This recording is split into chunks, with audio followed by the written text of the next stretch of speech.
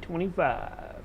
Setting up for Censorship Sucks Roundtable Radio Show Sunday edition right now.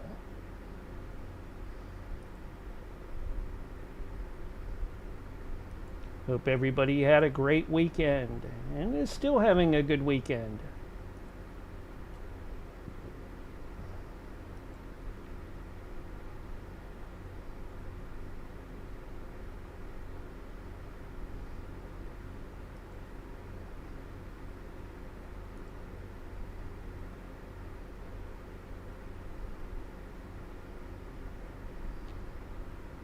Getting everything set up.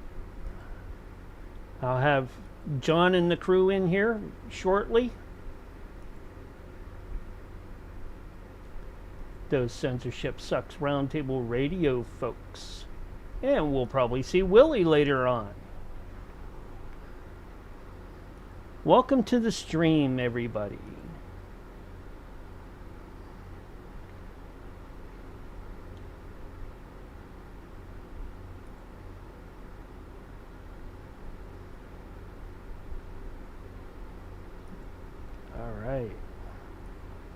Getting everything up and out. So far, everything's looking pretty good.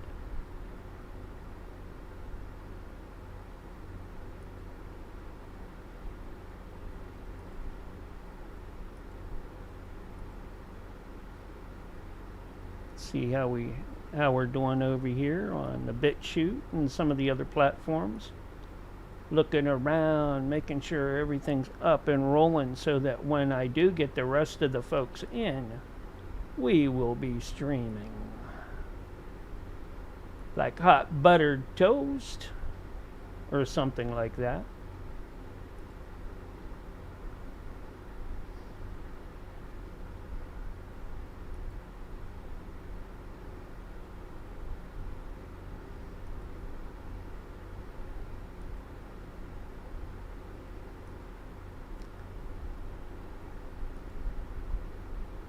Oh man, can't believe it. It's been such a great week already.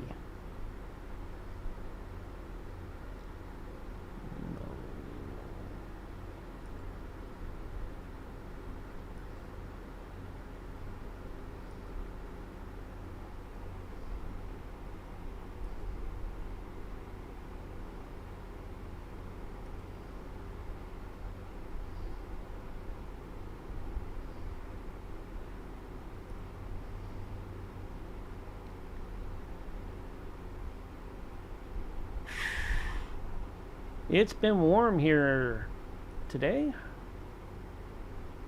Hope it's been nice where you're at.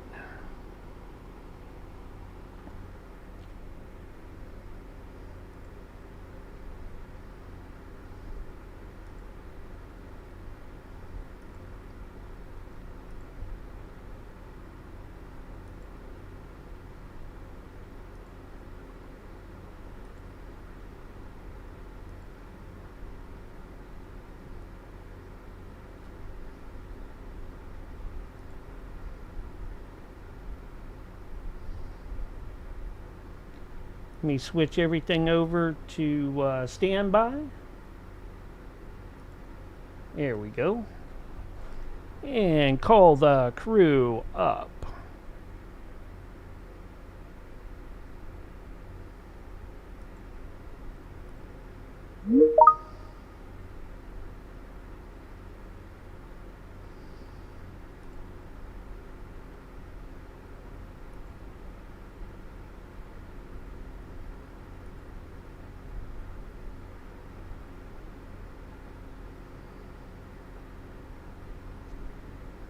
Hey, what's going on? Hey, not too much. How you doing? Doing all right. I have a feeling I've got a group coming in tonight, and I have a feeling that every single one of them is going to want to stop and talk to me. Oh. Yeah. I can tell they're already going to be a pain in the butt, and they're going to be distracting me. Yeah. And they've all got RVs, and it's going to be a shit show. I'm just going to have to let it slide for 2 hours and then clean it all up afterwards. Yeah, let me get the. I'm still doing a little bit of setup here, Okay. but we are rolling on our platforms. Where's our buddy Barry? How do you always ask that? Yeah. Well, okay. Well, Every week we have this conversation, or every show, yeah, and she's always here. yeah, yeah. It's starting to be like Willie, strolling in right towards the, right before it starts. How's all that look? Does that look good? Yeah. You don't see my face or anything. You see I moved the camera to a different position. No, I don't see your face. I see your arm. Good. There we go. Yeah. Dragus Production Studio. Streaming live right now.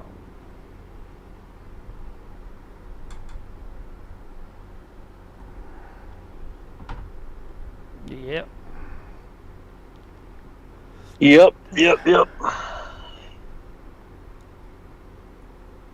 So, you think you're going to have a bunch of people knocking at your door tonight?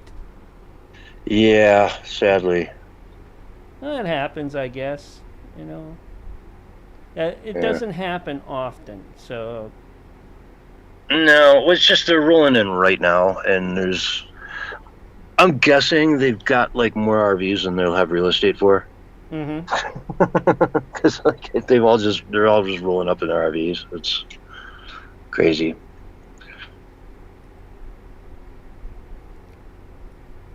Like, yeah, we can fit 15 in there. Sure, you can do it.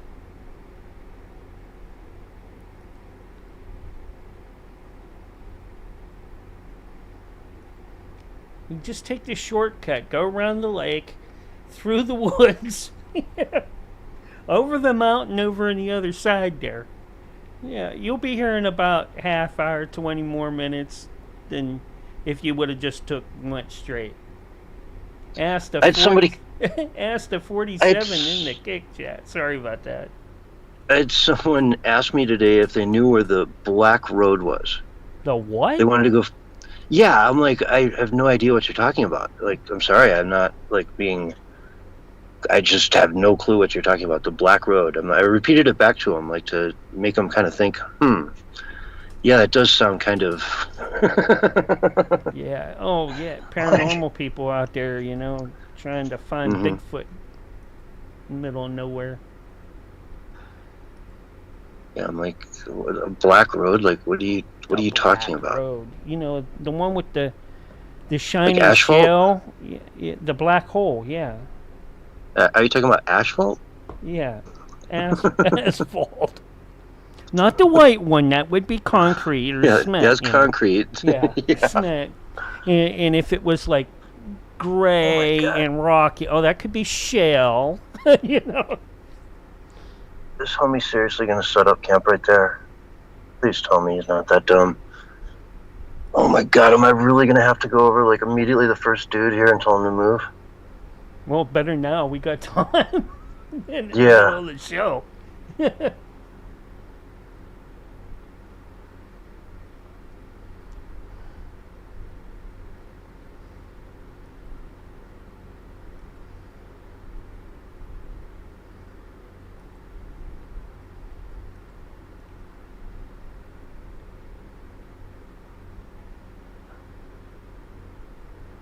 Oh man, it's been like sticky hot here. Hey Barry, how's it going? Pretty good, man. It's a long day. Tell me Whoa, about it. look at you. You're coming in sounding perfect right out of the gate. No jerking around with the settings, huh? Yeah. That's it, man. Rock and roll. I told You're on you your before, game. don't touch stuff, before, once if it's you get good, leave upset. it alone, right? Yeah. If it's good, leave it alone. Oh For man. crying out loud. I got a friend who has to redo some of her solar stuff because she screws around with it so much. It's like, that's the nice thing about solar, man. You set it and you forget it. Like, you never have to look at it once it's set up. Mm-hmm. I got a question, man. I just was at one of those thrift places getting some deals. Yeah. And a brand new, it was a solar panel with a maintainer, solar battery, panel charger, whatever, with the maintainer, 10 watt, 12 volt for $5. Should I have bought it? 10 watt, 12 volts for $10? No, for $5. I don't know. I probably, yeah. Why not? I just didn't know what I would do with it or how to use it, you know? I just... Yeah, it's like, it sounds like it's something that would charge your phone pretty effectively, and like maybe a tablet would be something else as well. Yeah, I probably should have bought it. I can go back tomorrow and get it for $4, so... There you go. Limited supplies. Get it while they last.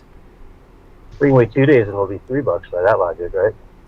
Well, it gets lower every day. It used to be 50 cents on Wednesday, but now it's $1, man. They no longer have 50-cent day. Can you believe that? 50-cent day. Thanks, Biden. Thanks, Biden. Shoot, we don't even have a dollar store anymore. It's $1.25. Hey. Funny. Shit. Yeah. You heard that it's no longer $5 at Starbucks. It's $20 because they keep raising the rate. I was calling it $10 for a while, but now it's probably about $20. So I go other places. Thank God there's lots of other places that compete against them now. Absolutely. Especially local. There's some local places here that are doing coffee better than them. I mean, every now and then my parents, when they come up, they want to go there. That's the only exception I make. I won't buy anything from Starbucks. I don't want to go to Starbucks. I pretty much just hate anything of the woke left establishment. I just pretty much am completely disconnected from it, if at all possible. It was different when, they had good stuff, Well, It was reasonable. Yeah. So, but there's some dadgum, I don't know, preachy, man, It's just ridiculous. Yeah, just go through They don't like people like us, so why would we want to give them patronage? No. I actually, there's like 2 or 3 local coffee shops here in town that make that make better coffee than Starbucks and even have better food. It's cheaper. Why would I go there? Even if a couple of them are a little out of the way, I would rather go to them. Mm-hmm. So. And you know me, I love my coffee. Roger Hansen is going to be restreaming us tonight. I'm not sure. I haven't talked to Great Conspiracy today. Haven't seen him up. But then again, the baby might have had him up all night. So where does Roger Hansen restream us? On Kick, DLive, Rumble, and really? Also, I believe, on X. Wow. And he can be found under Roger Hansen? Yep. Okay. That's interesting. That's awful cool of him to do that, man. I like that. Any just like added free exposure. Can't beat that.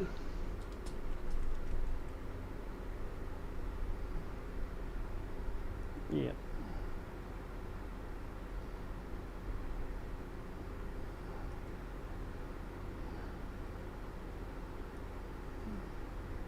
Mm-hmm. Hey, Svetlana, over in the DLive. Appreciate you. What the hell was that?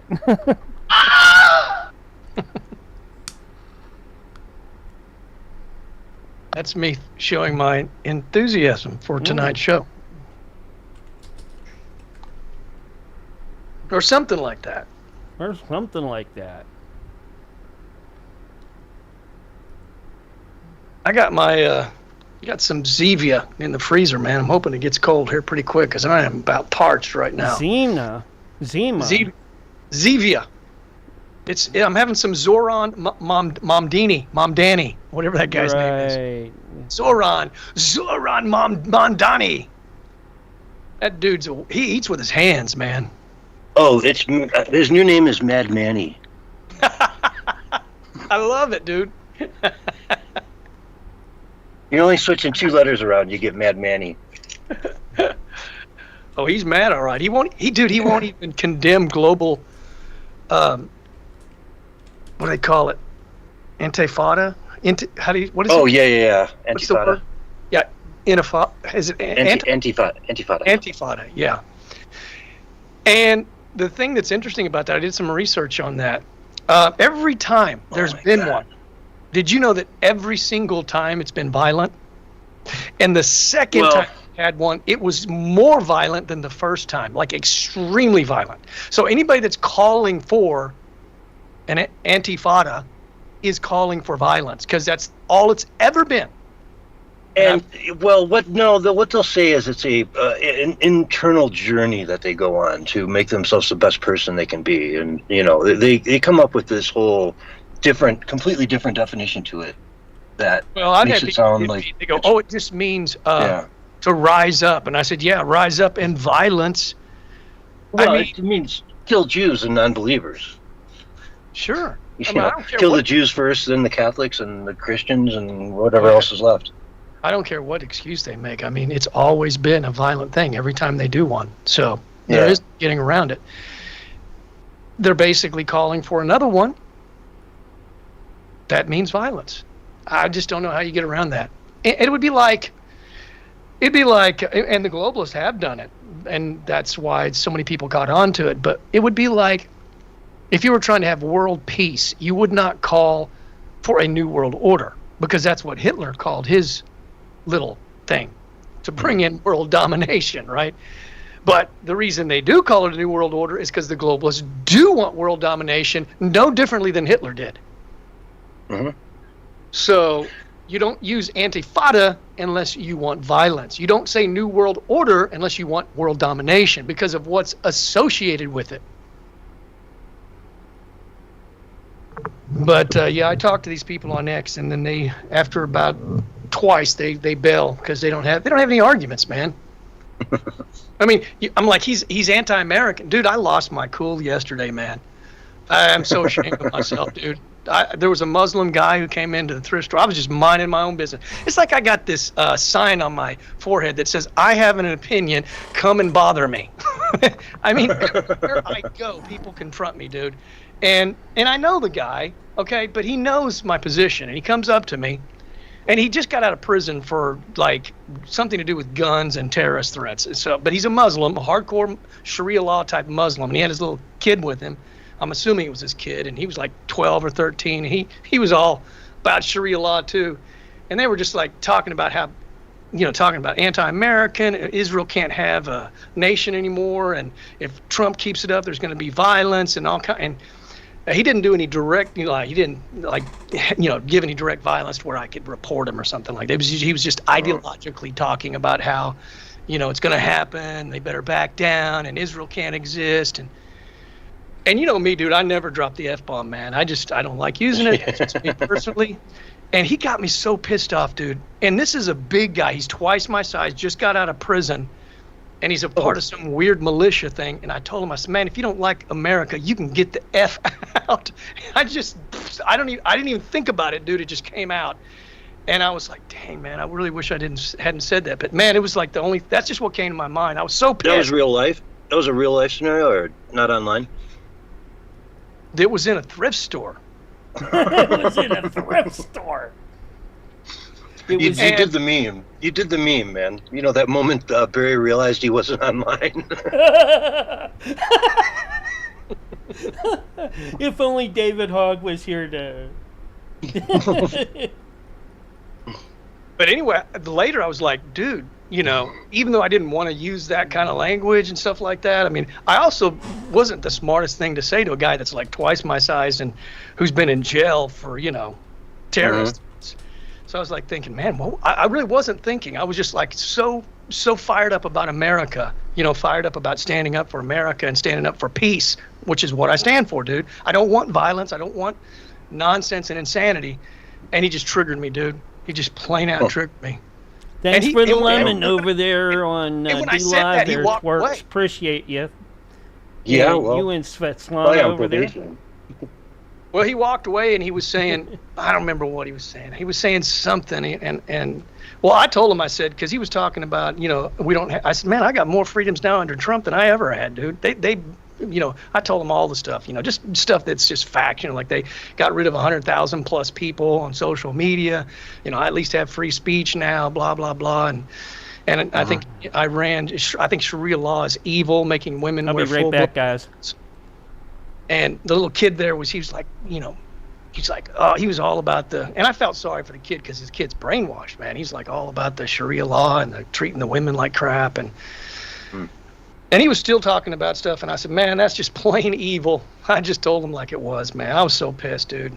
I wasn't shaking or anything like that because I've learned since the shamdemic, I even though I wasn't able to control my language a little bit, I was still in control because I've learned to do that, man. I never lose myself because that's a bad place to be, man.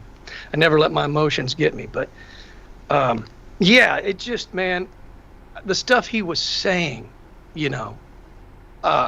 just insane. And I told him, man, if you don't like America, you can just get out.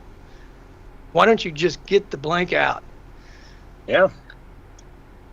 Just, man. I'm going to play something really quick.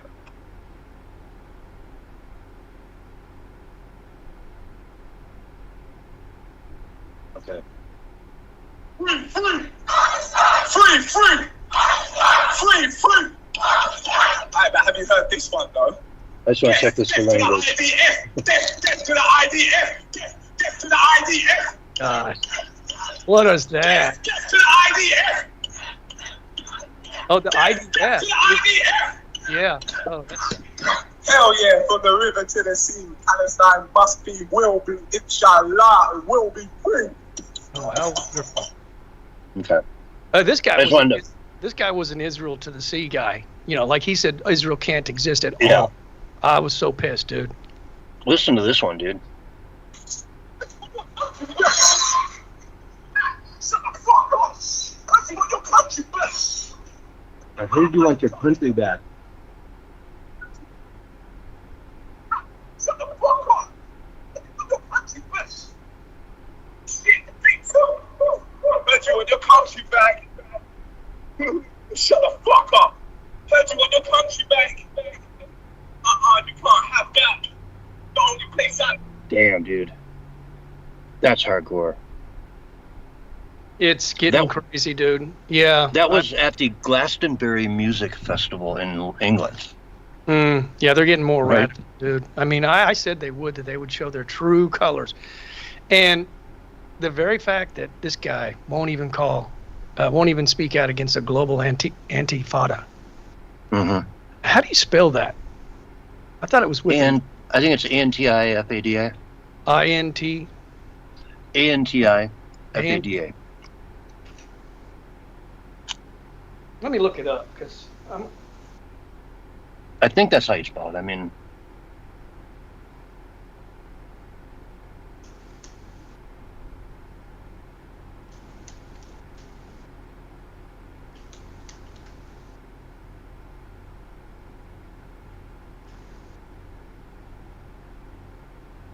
actually pronounced intifada.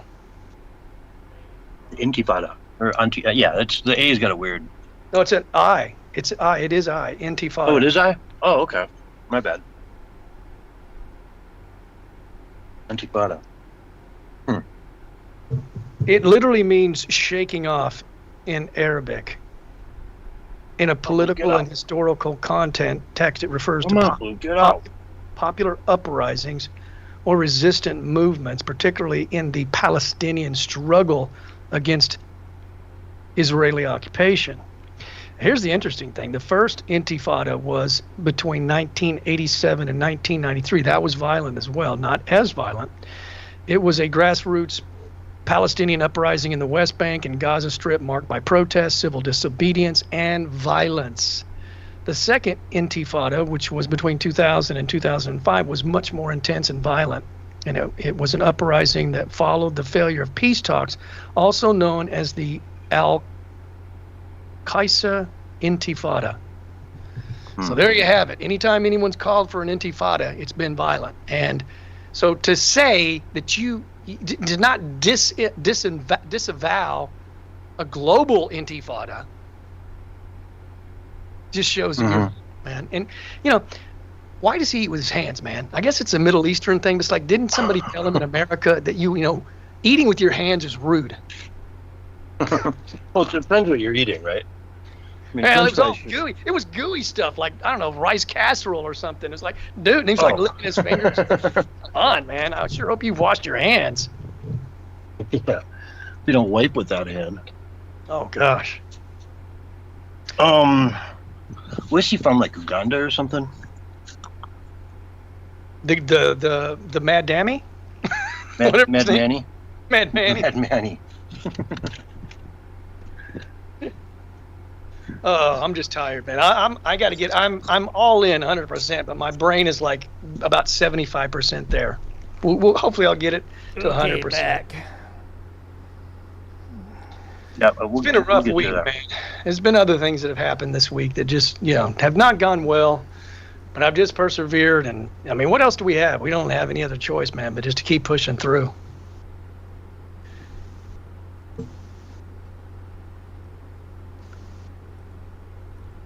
Ooh, God, I'm eating those, Chester's fries, the flaming hot ones. Oh, dude, spicy is the best. Yeah, they're good. They're spicy, man. I just stopped eating them, and I'm like, my mouth's kind of burning. I'd like to try those Mexican spicy things. I think they begin with a T, but I looked at the ingredients one day, man. It's just all junk food, man.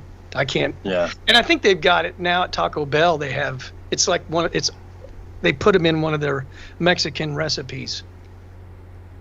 Yeah. It's really, really gross. It looks Takis? gross. Probably.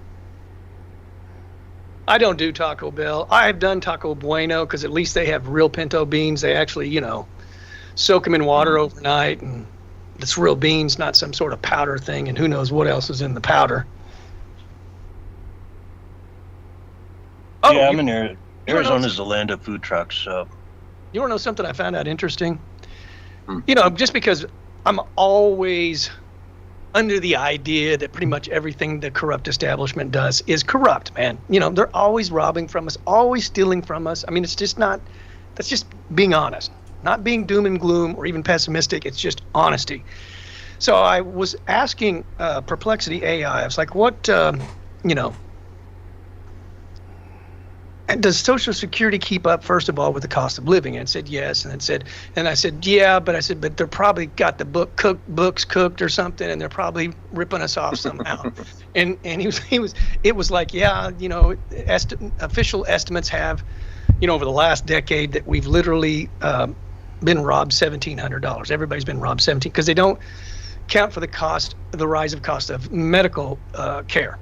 And then I said, well. And I immediately knew $1,700 was a lowball number. I said, that is fraudulent. They've robbed us way more than that. So I asked her, I said, what do the independent studies show?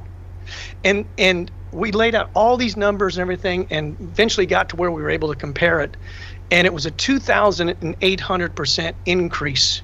Like they, for the last 10 years, from like whatever, up to 2024, the Social Security owes everybody on average $44,000. Sonia in the Facebook chat. So can you imagine that, dude? Not only are they giving money to people that aren't even alive, and who knows where that money's actually going, they're robbing us blind, dude. I know, it's always been the most frustrating thing in the world to watch. It just happened in real time, right? They just lie to your face. It's not a Ponzi scheme. Yeah, it's a Ponzi scheme. Exactly. If I open an investment firm and handled the money the way the government handles Social Security money, they would lock me up. I mean, I think that's what they do. They just deny until they're locked up, but they never do get locked up. And if they do, no. they pick one of their little, a fall guy, somebody just to take the fall for the rest of them. Sort of like Harvey Weinstein, right? He's the fall guy. Well, he's pretty high up there, man. Yeah, but he's not the highest. He's not Diddy. He's not Diddy. Go watch any movie from like the 80s, 90s, or 2000s and look at the credits and you'll see his name in almost every damn one of them. Yeah, but he's not. You know what I mean? He's not running a network. He's just using it for his own power. Yeah. That's what I mean. He's a fall guy to make it look like the people in Hollywood are actually prosecuting people that are, out of control. But we'll see. Look, it looks like Diddy's going to get off, man. You know what I'm saying? Oh, God. So. I don't know, man. I heard his defense hasn't really done much of anything. Well, they dropped a whole bunch of the charges already. And I think that, maybe he won't get off, but I think that if he does get off, that maybe charges will come up again later. We'll see. I don't think these people are going to keep getting away with it. That's just my personal opinion. Yeah. I feel eventually these people, and he's been doing, I don't know if you heard about the Christian artist that got caught doing some crazy stuff for like 30 years. Michael Tate. All right, guys. Kind of crazy stuff. Let's start what heading kind of over stuff? to the next one, all right? CS Sunday 1. All right. See you over there.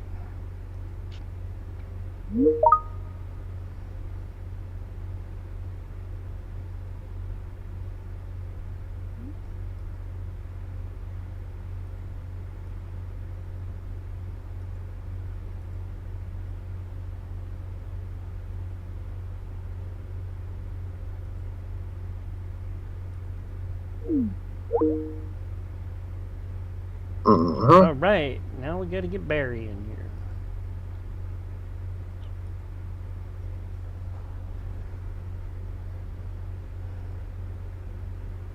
And we are in CS1. Yep.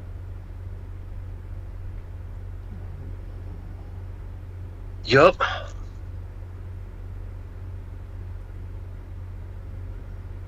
And is anyone in the lobby? Nope. Don't see him in the lobby.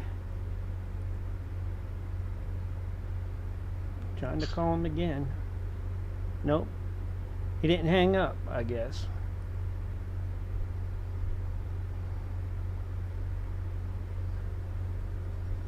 Well, we got a couple more minutes before the countdown. Or a minute. Or and a half.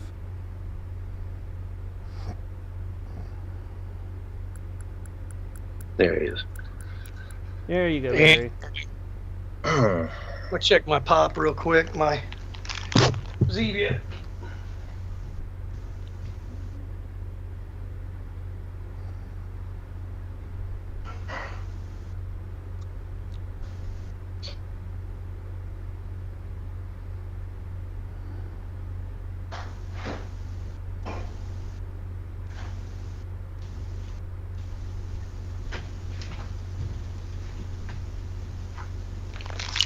Yep, I'm here. Yay! Barry found the room. Yay!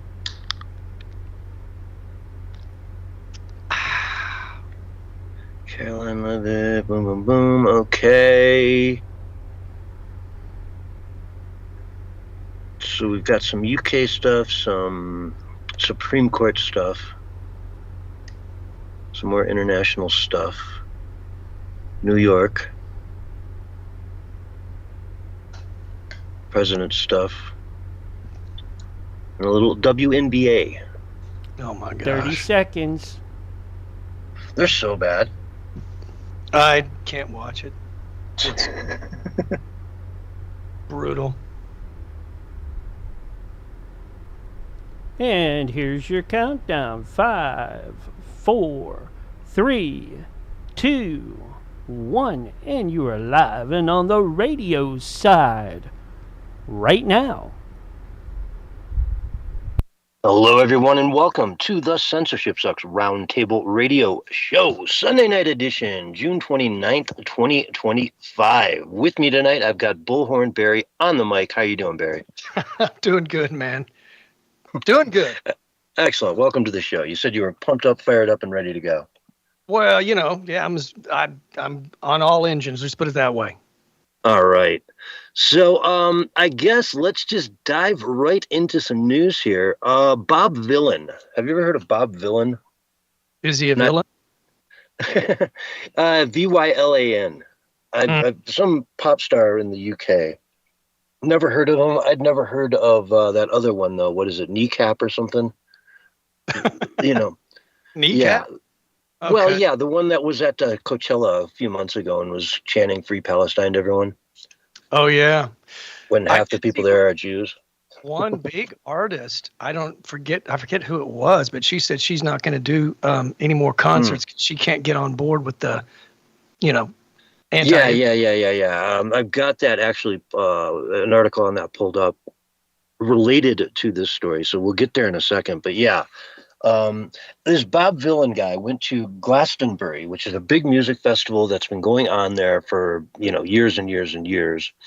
In fact, I was watching Sargon of Akkad today, and he was pointing out, looking through all the photos of the event, that, it's not a bunch of, kids going to a festival.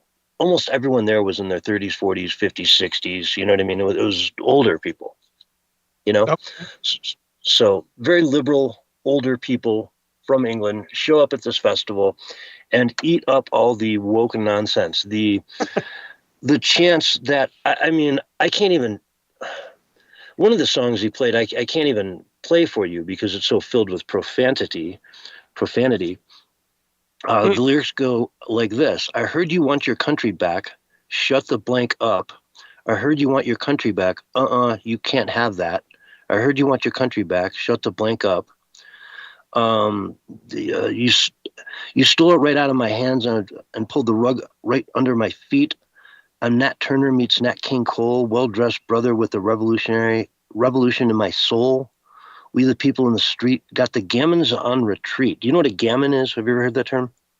No. Gammon is a British word for ham. Right? Okay. Yeah. And so it's refer to white people as gammons because the color of their skin matches the color of ham. So very derogatory. You know what I mean? Yeah. The gammon's on retreat, and their blood boils over when we speak, so let it be heard, we ain't wasting a scrap when we eat, and we come for it when we're coming to keep. Yeah, pretty explicit saying, hey, we're taking your country. You want your country back? No, you can't have it. It's ours now. Gone. The gammons. It's not your country anymore. And this was broadcast on the BBC, by the way. Yeah, Okay. they thought it was great too, right? They're probably, that's beautiful. Whatever, it's a pretty nasty song, theme, everything about it, really. It's pretty brutal. But hey, if England wants to do that, then England can, do what they want to do. Here's another clip I can play you from the event. Listen to this.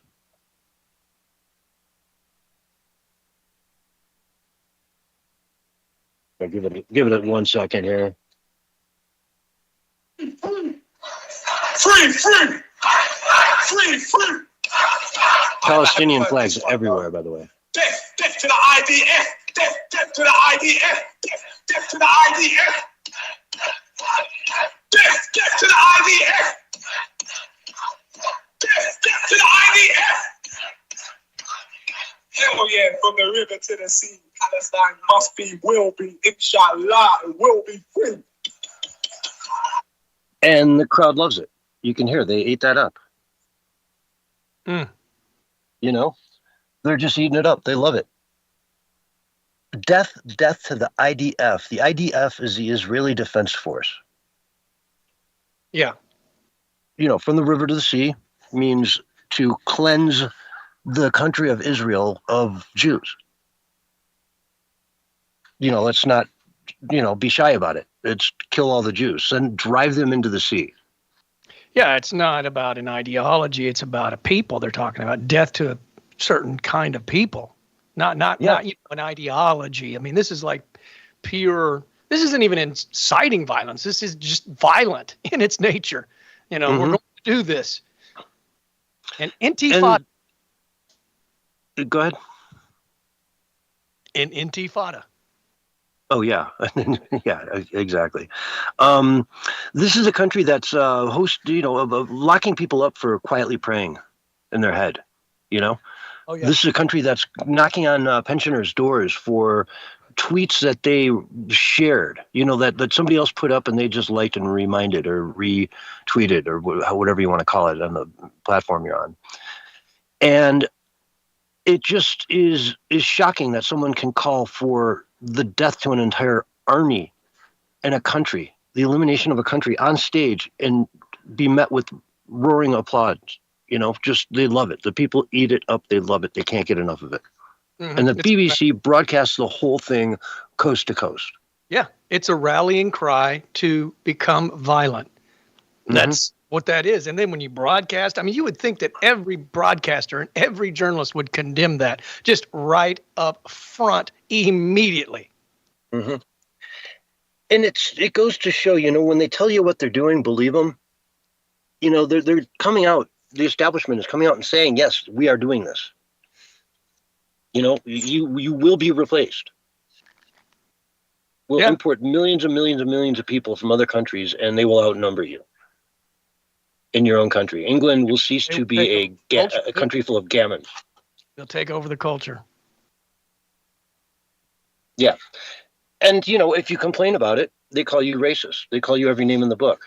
And by the way, that term means nothing in today's world. The word racist means nothing. 20 years ago, you called me racist, we had a real problem. Now, somebody on the internet calls me that, it's like, whatever, man, whatever. It doesn't mean anything compared to what it used to mean, the word racist. It's just been abused to such an extent. The word Nazi, 80 million Americans are quote unquote Nazis. Are you kidding me? What kind of a joke is this? They've destroyed the meaning of the word Nazi or racist. And it's a shame because those words are very powerful and important and specific terms that all through history have denoted very specific things. And now they've lost that meaning. And so you'd think the people that were worried about racism wouldn't destroy the word that defines what racism is, so that now it just means anything, Yep. You're absolutely right, man. And then when something really racist happens, it gets ignored because the word doesn't mean anything. Yeah. Exactly. It just doesn't mean anything anymore. You call someone that and they don't even whatever, you're just a crazy liberal. You call everyone that, so it doesn't even matter. I remember being shocked, when the Antifa first started to rise up and watching them out in the streets, calling everyone fascists, and they were out there. It just blew my mind that kind of a mentality could exist across the board in so many people, so many young people. That they could really think they're fighting fascism when they're the ones that are being fascists. They're the ones out there in the street preventing people from praying or having meetings or having gatherings or whatever they do. They're the ones that are stifling free speech when they carry this anti-fascist sort of mentality or moniker, I guess, is all it really is, right? Just a name you hang off your hat, It means nothing. They're the opposite of anti-fascists, the biggest fascists out there.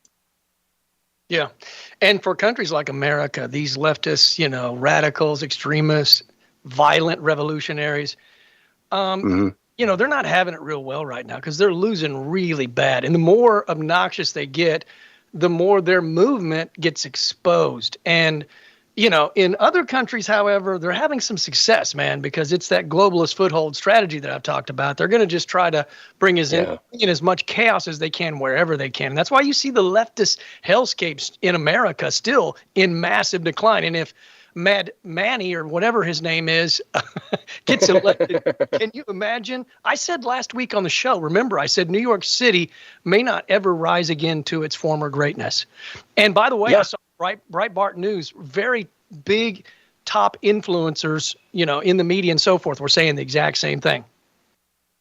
Yeah. I mean, it's likely. It really is. Look at Detroit. I mean, you mentioned it last week, and I mentioned Detroit. That used to be the nicest city in the country, hands down. And then, the auto industry changed. They moved out of the city, went into the suburbs and other states and whatnot for production. I mean, it just left the city kind of in ruins. I mean, the suburbs are fantastic. They're huge, beautiful suburbs that go on for hours. Now you can drive for hours through the suburbs of Detroit. It's huge, But yeah, the city itself is just a shell that no one ever goes down there. Chicago's turning into the same things. Apparently, I was just talking to some people that go there quite often. They said there's a couple, if you stay in the right neighborhoods, you can be okay downtown. But if you get outside of those, forget about it, And it was like that when I lived there, too. I mean, there were certain areas you just don't ever go to. Because you'd be in trouble real quick. Sure. But anyway, back to England. So Azealia Banks is the one you were mentioning earlier, right? Yes. She pulled out of 2 events in the UK, charging that the organizers relentlessly pursued her to express support for Palestine while promoting her scheduled appearances, right? And she was saying just, it never ended. Actually, let's just read her post here. So, guys, I'm canceling Boomtown and Maiden Voyage. The promoters have been stressing me out for weeks, trying to force me to say Palestine and threatening to cut me from the bill because I won't say Free Palestine. I'm dealing with the threats and not putting on the show. I'm not going to put on a blanking hijab, she further raged. They both basically tried to extort me by insinuating that I need to say I support Palestine or they will drop me from the gig. But I would much rather drop them and not associate with anything that has cheap groupthink BS attached to it. Banks' incredibly base post continues. More thinly veiled racism and over anti-Semitism from the blanking gays for Hamas, Banks further claimed, adding blank Palestine at the end of her post. In a further post, she clarified, and no, I'm not saying blank actual Palestine, but blank your dumb behind slogans and performative BS. Mm-hmm. I see what you raggedy blanks are doing, and it's foul. A bunch of people who didn't get booked for festivals putting pressure on promote artists to drop out of gigs because of random backwards non-association to Israel.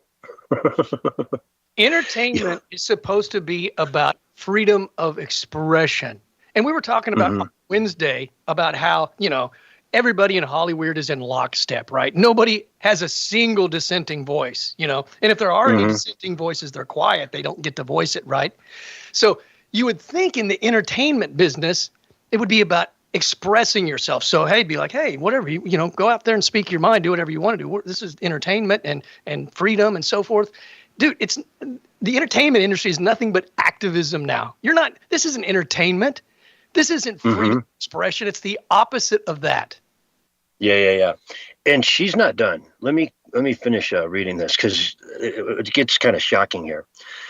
Y'all want to make a stance so bad, but stand for absolutely nothing. As soon as the media says pedophilia is natural and normal, you blanks will be right there talking about hashtag pedophilia rights, Banks further charged. That war has been going on in the background for blanking decades, way before anyone alive today was born, and all of a sudden y'all are throwing around words like genocide and Zionist, not even knowing the meaning of those words. I don't need to be on stage stressing out to appease some dumb blank protesters who literally rely on those people in Palestine being crushed so they can solicit donations. They do not give to the cause. Kiss my butt, she further blasted. Wow. That's crazy. She's just saying it's the trend of the day. In a month, you guys will forget all about it, and you're going to expect me to go on to the next one and kowtow to that too. And she's right about all the money that gets raised never goes to the people that they're raising the money for. It just came out recently that all that celebrity Hollyweirdo money that they raised for the California fires, none of it has been accounted for. And I predicted that. I said that multiple times on the radio, and you agreed. You know, that nobody's going to get that money. And if Hollywood Well, or anybody ever raises money, don't give them a dime. even Carmelo Anthony, the kid that stabbed that track star in Texas, right? Yeah. That money is apparently gone. He just filed for a public defender. Right? What? Yeah. And his dad went out and asked for another 1.4 million. Wow. Yeah. But That's you know, some you get a chutzpah. public defender, you're going to jail, man, for life. Well, So his dad must not care about his son too much and just want that money if he's just going to allow his son to have a public defender. It's shocking. I mean, somebody needs to go to jail for that too, right? I mean, it's one thing. It's like almost child at that point, right? Oh, yeah. You go out on the internet and you raise 700,000, 600, whatever it was, and it's just you can't account for it. But you got a brand new car and a brand new house you're living in, and Oh, it can be accounted for. yeah, I'm sure. It's just half it went to the strip club down the road, Maybe. Yeah.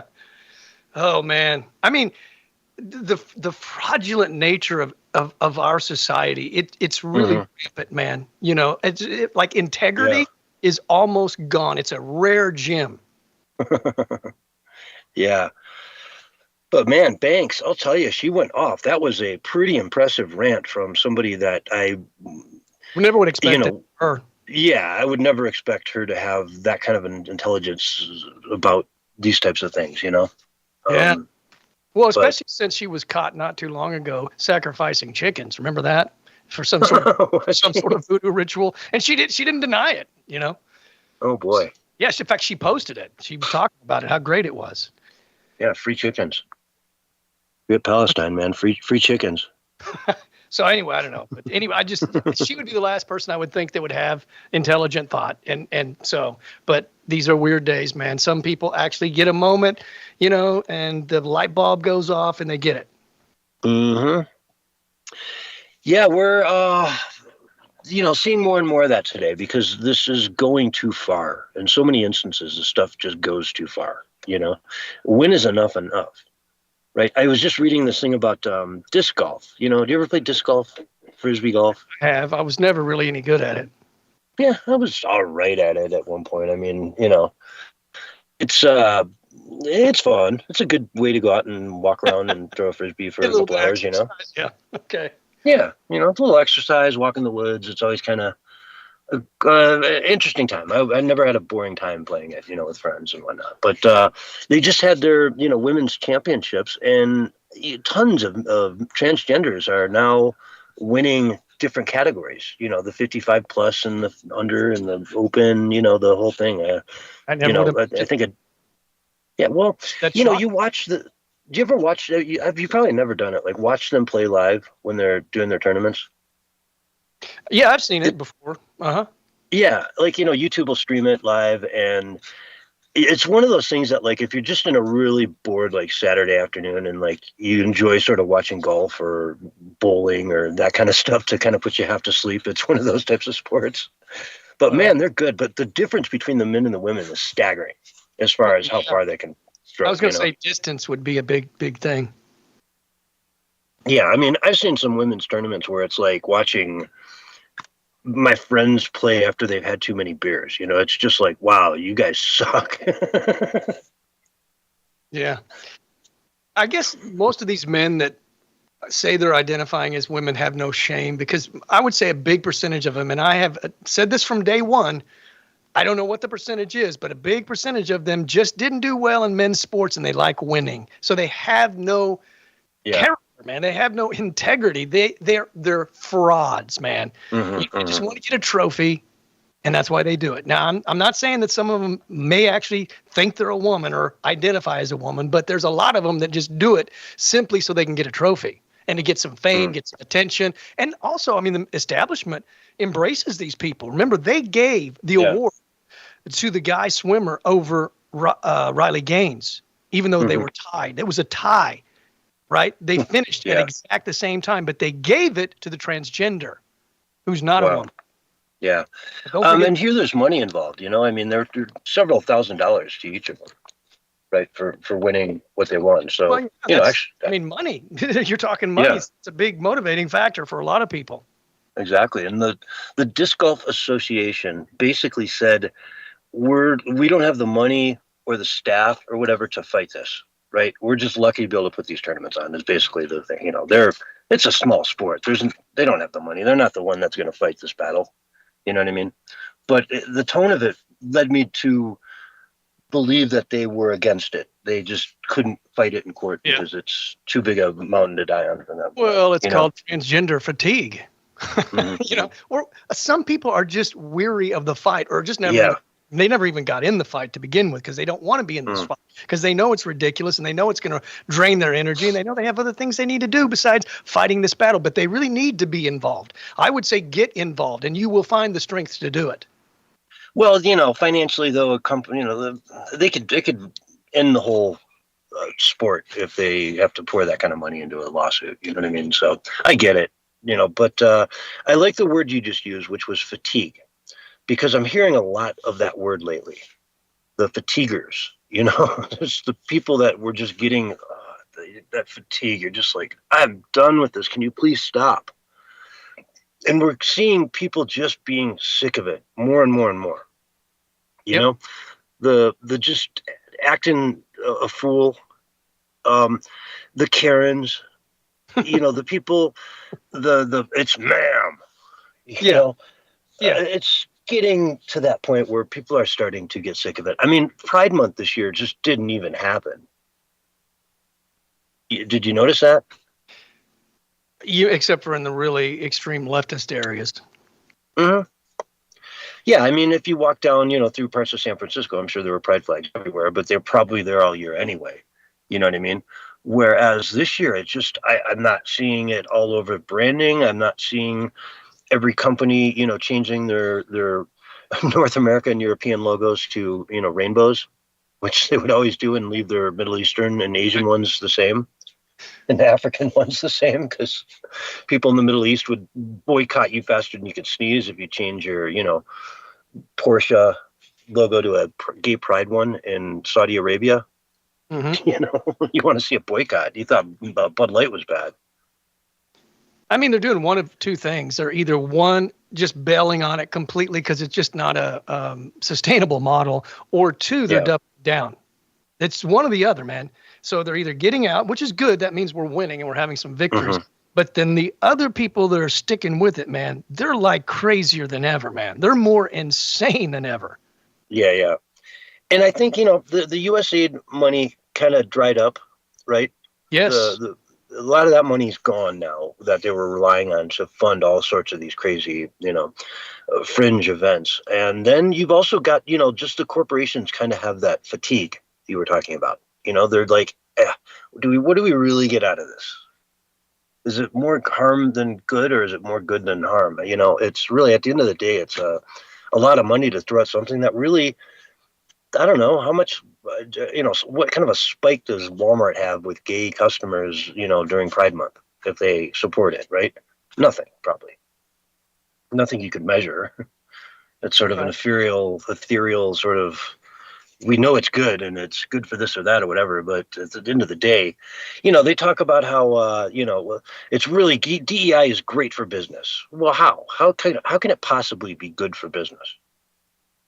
It's good to have a diverse workforce, don't get me wrong, but to, have two people in front of you and to hire someone that is a minority who's lesser qualified just because they're a minority, that's the only reason they're there, that's not going to improve your business. I think when you use the word diversity when it comes to a corporation or business, that should mean people with diverse skills and talents and abilities. Sure. And politics even, dare I say. Let's look at some of these universities. You want to talk about diversity? Let's get some, some R's in there in the faculty. How many, professors at Harvard are registered Democrats versus Republicans? I bet it's 80-20 at best. On the best day of the week, it's 80-20. It's probably more like 90-10 or even 95-5. Well, yeah, I mean, they probably have an agenda to not be diversified, with different ideas and so forth. I mean, and then that's not even about like who's best. I think if they just let people who were best suited for the job, you would have the most diverse group of people as well as the most diverse people with, gifts and talents as well. Mhm. And the most profitable company, which at the end of the day should be the number one priority, is to just have the best of the best in there and churn out money like no tomorrow. That's what businesses are supposed to do.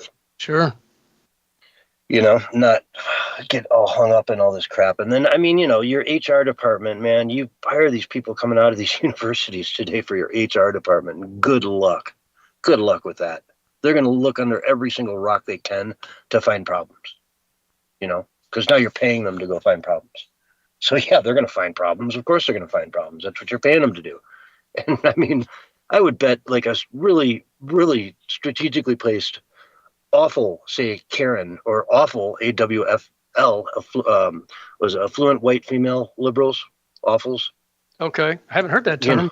Okay. Yeah. Can do more damage to a company than anyone else. I mean, the head of production can't do the kind of damage that an HR department can do with the wrong person in the charge, Just talk about trouble. It's just a nightmare waiting to happen in a lot of these, corporations, the way they've got things set up. So, I don't know. Good luck to them. It is what it is.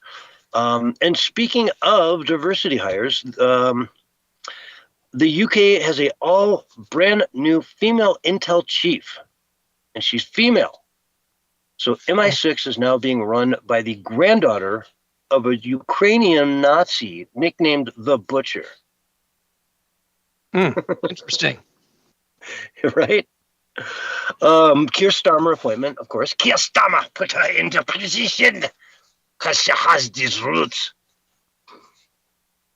I mean, tyrants are everywhere. Remember the shamdemic? I mean, they're everywhere. It's like they get promoted somehow. Yeah, but this is the head of MI6, This is James Bond, right? This is James Bond's boss. Yeah. Like James Bond, big boss that you never even gets in the movies because he's so, outranks him so much that he doesn't even make the movie. You know what I'm saying? Like the top guy, the head of the CIA, basically. And yeah, your grandfather was a Ukrainian Nazi who was so brutal that he earned the nickname the Butcher. Yeah. You can't make it up, Barry. You can't make it up. I know, dude. It's bizarre. Yeah, bizarre is right. How bizarre. I was going to say that's a song. It was at one time. Back in the day. We're showing our age right now. Oh, yeah. That's a good song. Now I got it stuck in my head. But yeah, no, that's it's going to be fun to watch this all go down. It's the UK is just it's like a TV show, how to ruin a country. It's a manual. It's almost like the kind of stuff that if you put it into a fictional book, they wouldn't believe it. Right. They ruin the country, but they're enriching themselves like never before. Just like the shamdemic ruined America, ruined the middle class, ruined the economy, ruined our children. But all the elites got richer than ever and gobbled up more property, more ownership of things, and more power than ever before. We had more billionaires, more multimillionaires, and then the middle class and the poor just went downhill in massive decline. And that is their strategy overall. They want to consolidate all power and strip it away from us. Yep. And they've been doing it pretty well for a while now, Look at the disintegration of the family unit in the United States, across the board. Everyone always points to the black community and says, it's especially bad there, and it certainly is, but it's across the board. There's so many women out there now who have given up on family in order to chase that career, and they always say, hey, I'll have the kid later, and then all of a sudden it's too late. You're 40 and you're scrambling around trying to find a dude, and you can't find any because they all have been playing, Minecraft for the last decade. Don't really care much about you. And the system's made it harder for families to make it, so you almost have to both, the man and the wife have to work. Yeah. Right?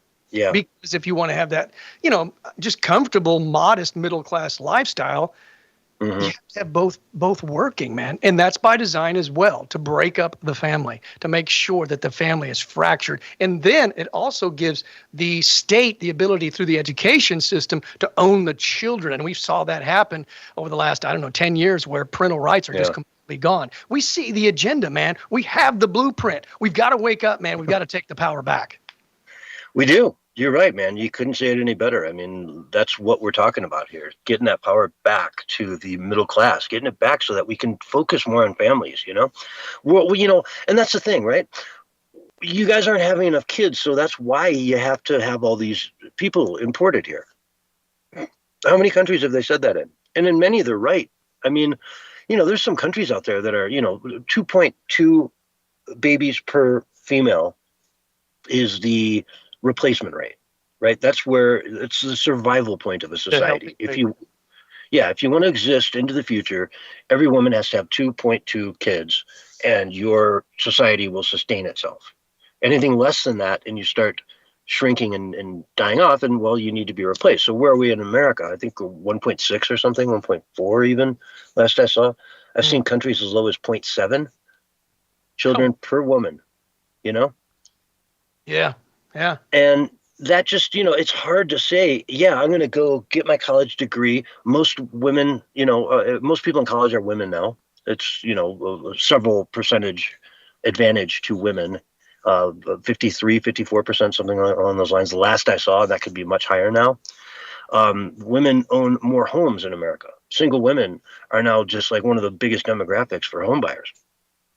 It goes on and on and on. So they can have all these things, but then you don't have that family. You don't have that society. You're not growing as a country. And this was all planned, Barry. This was all put in place to make it so easy to get divorced, to make it not a stigma anymore to have that divorce, to make it, kind of normal. Single moms praised. And granted, single moms, my hat off to you. You work harder than anyone on the planet. Sure. And at the same time, though, we don't want single moms. I mean, they're out there. We got to support them. They're, powerful women, and they're a great thing and all that. But at the end of the day, we want those families. We want the nuclear family to exist and thrive. And that's how we get back to, fending off this sort of New World Order that you always talk so much about, Barry, right? Yeah, 100%, man. It's you're right on target. Yeah. So, the feminism thing, the first wave was a phenomenal thing. The second wave was probably a good thing to some degree, but we get into the third wave and man, it's just a nightmare. It's really bad for women. It really is. They're not as happy today as they were, 40 years ago when they were raising families. Think about the most rewarding thing you can do is raise kids. You know? And it's so bad that's a fatigue in and of itself as well to people. Mm-hmm. Seeing the family being broken by design on purpose is a certain kind of fatigue as well. I posted this really beautiful video on X, on Truth, and on Minds, and it was just old couples enjoying each other's company in fun and happy and loving ways and compassionate ways. And man, I got so many comments from people saying, man, I watched that and I teared up because see, lifelong love is a beautiful thing and it's a rare gem. Yeah. And when people get married, it's 10 years and then they got to, trade it in for a new car, so to speak. And they'll have 2 or 3 wives or maybe even 4 wives before they're finished. That's maddening if you ask me. I just want one. Yeah. One good one and you're good to go. That's all you need. Yeah, I think that's the key. One good one. One that works, Yeah, exactly. My ex-girlfriend's parents had been together for 50 years when I was dating her. They celebrated that. And it was such a I don't know, man. It was like, wow. Everyone just looked at that like, wow, 50 years. That's just unheard of today, I met a couple at Aldi's who were married, had been married for 75 years.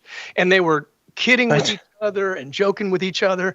And I was like, really, man? I wanted to take a picture of them, but I didn't bring in my phone. Otherwise, I would have taken it and put it up on, social media and said, married 75 years and happily. Wow. I mean, would they marry at 15 and they're 90 now? They're in their 90s. Yeah. So 75, 85, 95 means they would have got married around 19 or 20. Okay. Wow. Yeah, they were in their 90s, man. They were old, but Yeah. they also had a lot of energy and spunk for their age. You know what I'm saying?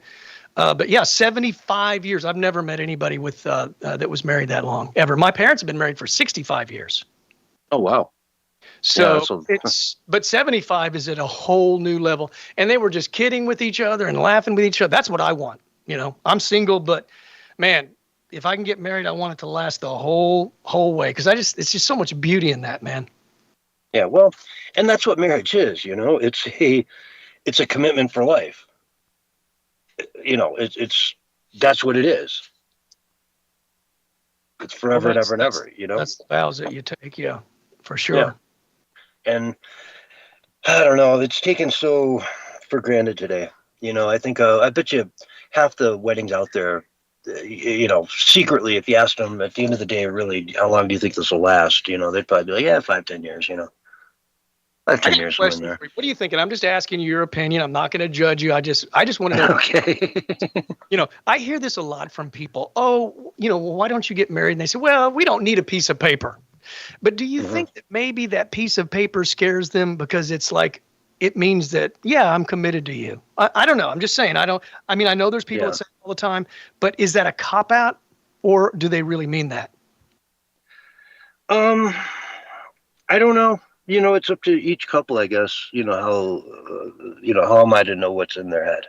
Right. So I don't know. I don't even know if I can answer that, Barry, but yeah, it's scary to a lot of people. And, you know, if you are living with your girlfriend and you're sleeping in the same bed and, you know, you're going through all the motions, why buy the cow when the milk's free, right? I've heard that saying before, yeah. Yeah, hey, you know, no need to buy the cow. Because it gives you that easy way out, I think, at any moment. But there is such a thing as, what do you call it? When you've been with somebody long enough, it's like you're married, right? Legally? Yeah. I forget the word off the top of my head, but yeah, like if you live with someone for paternity, I think it is maybe, where it's almost like you're getting divorced in the eyes of the court if you live together 5, 7 years, 8 years, and they're like, hey, yeah, you might as well have been married, so we got to go through court and give you up the stuff. Support. You're going to have to, the whole nine. Yeah. Well, oh gosh, I assume that, Matt, you know, if that's your kid, you pay child support, right? If it's not, you know, then do they make you pay child support in that scenario? Well, they have DNA testing for that, so probably not. Well, I mean, no, but it's like, you know, it's not your kid. Like I've seen where somebody's had to pay child support for what wasn't even his baby. I've seen that happen before. I don't, like I said, I think it kind of varies state to state. Mm-hmm. But yeah, no, I've seen people, you know, liable for their housing, you know, because you paid for her housing for the last 7 years. So, you know, all of a sudden you're going to stop. You can't just stop. You got to keep doing it. Let's give her another couple more years. I can't handle the best years of my life. Anyway. Yeah. Anyway. So we got about a minute and a half before we go to break. Barry, where can people find you online? Probably the easiest and best way is on X, and just look for Bullhorn Barry and you'll find me. Excellent. If you want to find me, go to minds.com/censorshipsucks. Censorship sucks on minds.com. I'm not over on X. I might someday. I just don't at this point in time. I was always very wary of it. And when Elon bought it, I thought that was great, but not quite enough to get me over there. Eventually you will. Pardon me. Go ahead. I said eventually you'll probably traverse over there, you know. They need your voice over there, man, you know? Yeah, I should, you know. I've got 20,000 subscribers over on Minds, which kind of keeps me tethered over there. Yeah, you know, that's it'd be nice to maybe build that up over on Twitter as well, or on X, or whatever you want to call it nowadays. But folks, this is the Censorship Sucks Roundtable Radio Show, coming at you live on Sunday night. But we got to go to break. and we will be right back after this short message from our sponsors. We're on radio break, and that's common law. Marriage. Common law? Paternity, maternity, paternity, something that I was, I don't know. There's some That's only when kids are involved.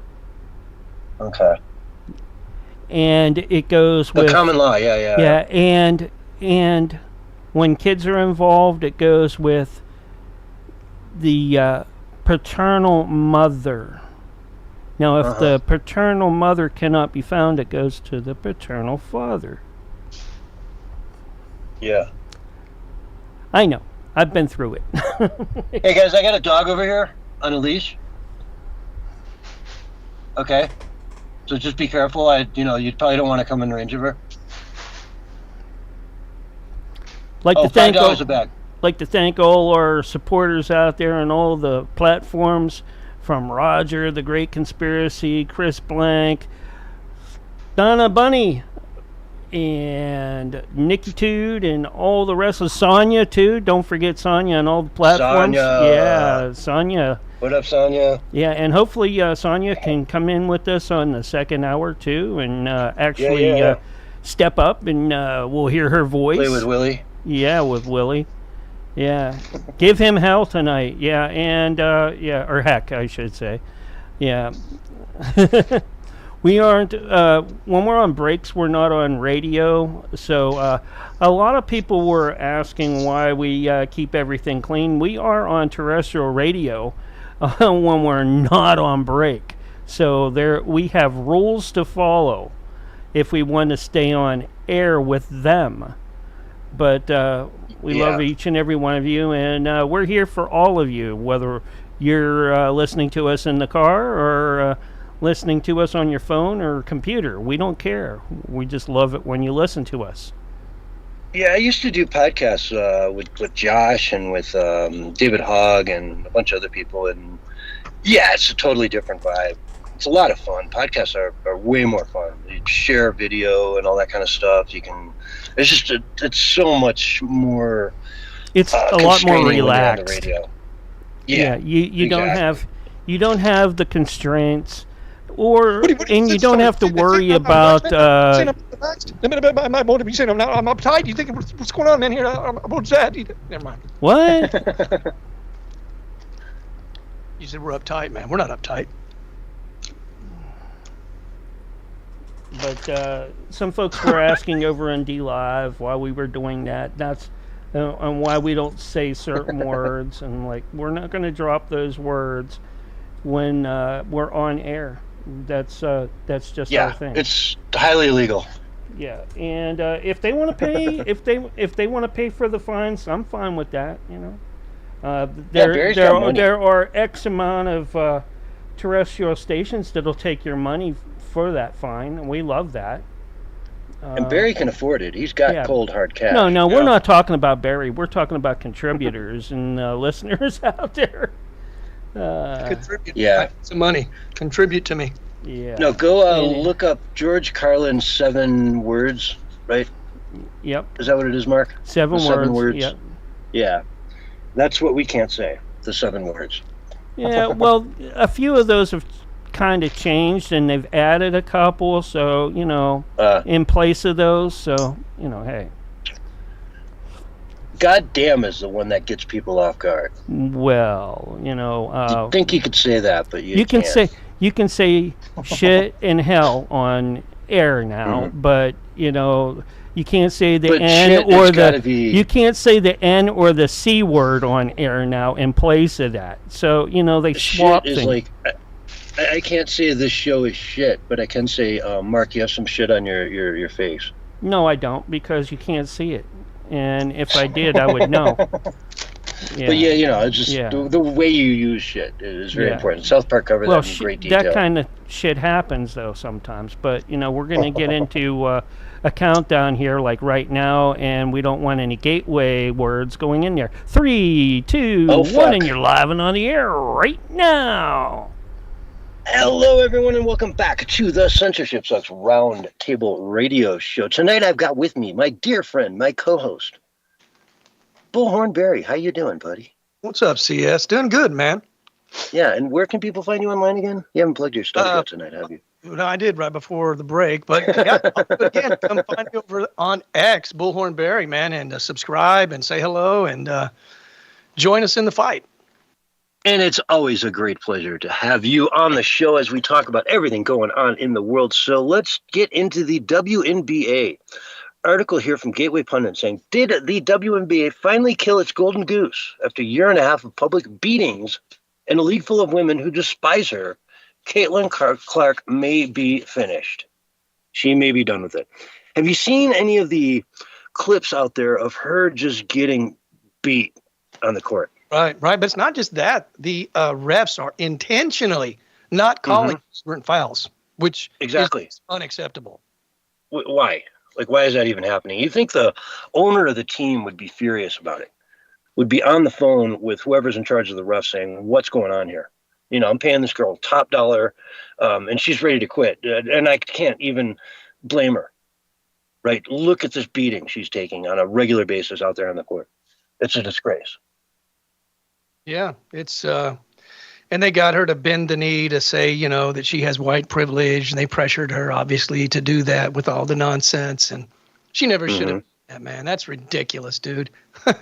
I mean, whole thing, this whole race baiting crap, man, it's got to end. And I think that some of it, probably a big percentage of it, is anti-white racism as well. That's just my personal opinion. And I hate all forms of racism, so it doesn't matter if it's being exhibited towards black people or white people or brown people or whatever. I'm against it across the board. And that seems to anger people a lot because, I mean, you're either against racism or you're not. You don't get to pick and choose what kind of racism you do or don't like. You're either against it across the board or you yourself are a racist. Well said, brother. Well said. I mean, you're firing on all pistons tonight. That's for sure. Because it's absolutely true. This is a form of racism. They hate her because she's bringing people to the seats. She took a break a while back for some injury, and the tickets to the game went from like $60-$80 down to like $20, right? Because she wasn't there. No one wanted to go. They weren't willing to pay $60 for it, but I'll go for 20. You know, something to do for the night. Better than watching TV. And the numbers are also reducing as well, you know, by thousands of people. Yeah. Thousands that's the thing too. Are not being filled when she doesn't show up. And that's the thing too. Like if she does just say, "Hey, I've had enough," you know, it's going to bring the ticket sales down. It's going to have less, you know, butts and seats watching them. You know, that's the thing about these women's teams. They got to fill the same stadiums that the men fill, right? In a lot of instances, they're playing in stadiums that can hold 30, 40,000 people or 20,000, you know, 10,000. And it's hard to get 10,000 people to show up and pay money to go sit in those seats. So they're getting a fraction of the, you know, of the number of people the men do, of course. But, you know, if they lose her, then that's a big hit to the entire league. Why would the refs allow that to happen? Why would they allow their bias to damage the game to the point where attendance starts to go down? Let's call it, 25% for the season with her not on the court. You know? Right. Let's see. Caitlin has not been the same since the Connecticut game after returning to active play from the injury list. Here are Caitlin's stats from the last 5 games. Caitlin, the greatest shooter in women's basketball history, is now 1 of 23 in the 3-point shots in her last 3 games. 4% completion rate. What happened? Maybe all the abuse, bad calls, crappy coaching, vicious assaults have finally taken Caitlin down. Caitlin looked slow, tired, and uninspired in her last game. She's only a young woman out of college, and she had no idea what she was stepping into. Let's hope the jealous, hateful ladies of the WNBA feel better. Now, Caitlin may just be finished. And again, clip after clip after clip in this article of her just getting beat. Oh, yeah, I've seen it. It's brutal, man. Absolutely brutal. Couch Remember dies. back in the day, they used to have like the Sportsmanship Award. Remember that? And it was a Sure. big deal, like, because usually the person that got the Sportsmanship Award also was, a really good player as well. But it was almost like the player took more pride in the Sportsmanship Award than they did in the actual playing. But now they don't have that because, well, nobody would win it. Yeah, well, I mean, somebody would win it. They just wouldn't be the type of people that won it back in the day. Somebody that sits on the bench that probably tried to break up fights, that happen all the time now. Yeah, it's just a shame. I hate to see it happen. She's an amazing player, but at the same time, what does she make a year? I don't know. I honestly, truly do not know. I'm assuming some people out there listening probably do know, and I don't know. Is it six figures? Well, she probably makes more money from sponsorships, but how many sponsorships decided not to give her a sponsorship just because she's white? And well, it's divisive. Yeah, it's like, and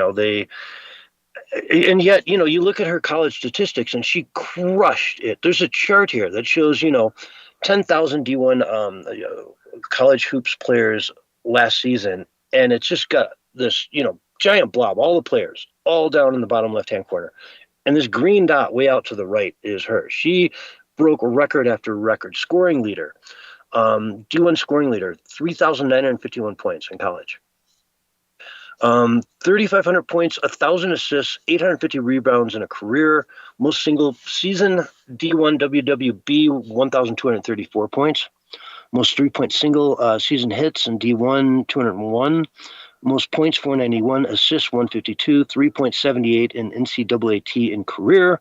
Only player with 40 points, 10 assists in an NCAA game, and on and on and on. It goes on and on. And now she's shooting 4% from the three-point line. But what was that, 1 for 23? Yeah, over the last three games? Feeling a little bit intimidated because, they might chop her right across the shoulder or slap her right across the face, as they so often do. Yeah, I mean, you go up for that blind jump and you throw it up in the air, and all of a sudden you're going to get tackled. Is this football? You know what I mean? Oh, yeah. like it's just the viciousness of it all. And so, I don't know. I hope they figure this out, but will they? Well, we've talked about this, the unsportsmanship-like behavior of college sports, high school sports. All sports have gone that way. I was talking about a college basketball game where I watched where, they still, in some college teams, they make them, after the game, each side goes through and shakes everybody's hands. Well, when they went through to do that, one woman just went off and just went off, hauled off hitting this girl. I mean, this is like normal stuff, right? People are like losing their mind. They're like just full of rage and anger and hate and violence. And who would want to watch that, man? I want no part of that. I don't watch any of the sports at all anymore. I like to play sports, but I don't watch any of it because there's just too much nonsense. Yeah. And now we've got situations like with high school teams where they won't even let them shake hands after the game because it's too dangerous, to send, like after every game I've ever played, everyone goes out and they just, you walk by the other team, you hold your hand out, everyone's, slaps hands, right? Yep. It's never in a million years have I ever been to any basketball, anything that I was a part of where, we felt it was too dangerous to let everyone go out on the field and shake hands at the end of the game. Well, you might get clocked. You know what I'm saying? You might get surprisingly clocked, and that never feels good. So maybe that's why they're, like you said, they're doing it. They're just saying, well, it's too dangerous. But what kind of society? Then the whole thing needs to be overhauled, man. I mean, yeah. My gosh. And the thing of it is, if there's a star player that they like, they let them get away with anything, man. That's kind of how it rolls most of the time, right? Not for Caitlin Clark. Except for Caitlin Clark, right. Yeah.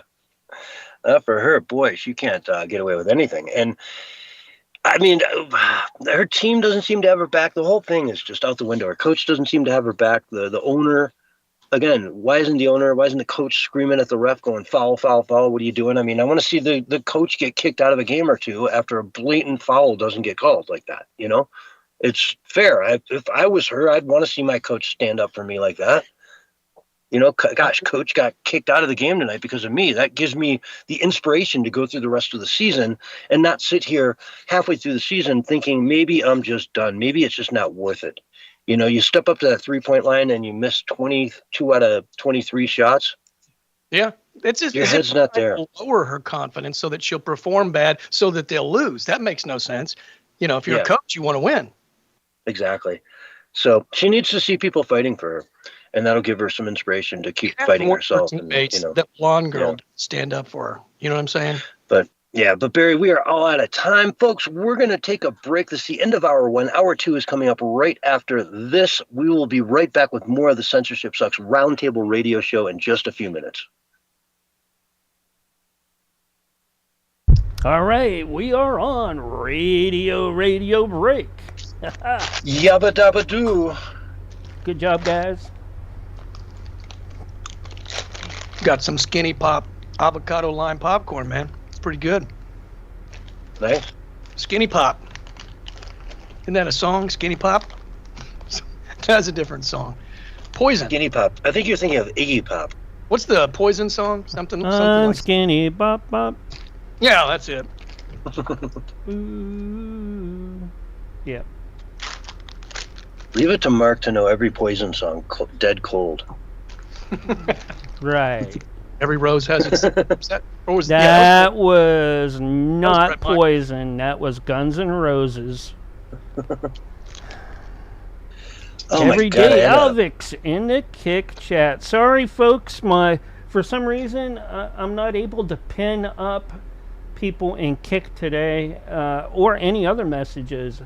Something's going on over there, but I am giving shout outs to everybody, and when I do get a chance, like right now, I give them on the air.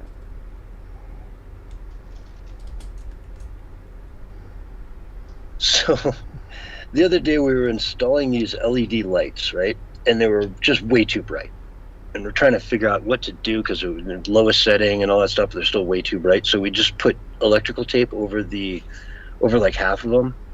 You know what I mean? Uh-huh. And the guy I'm working with, he's like, oh man, he's like, yeah, that's a redneck solution. He's like, oh man, I'm sorry if I said redneck or something. You know, it's like, I don't mean to offend you. I'm like, you know, I said my long hair doesn't cover up my redneck. And Mark gets that reference, right? I don't think you're a redneck. Yeah, sure. I'm originally from Pennsylvania, but I lived in Texas for long enough. No, but if I say my long hair doesn't cover up my redneck. Yep, exactly.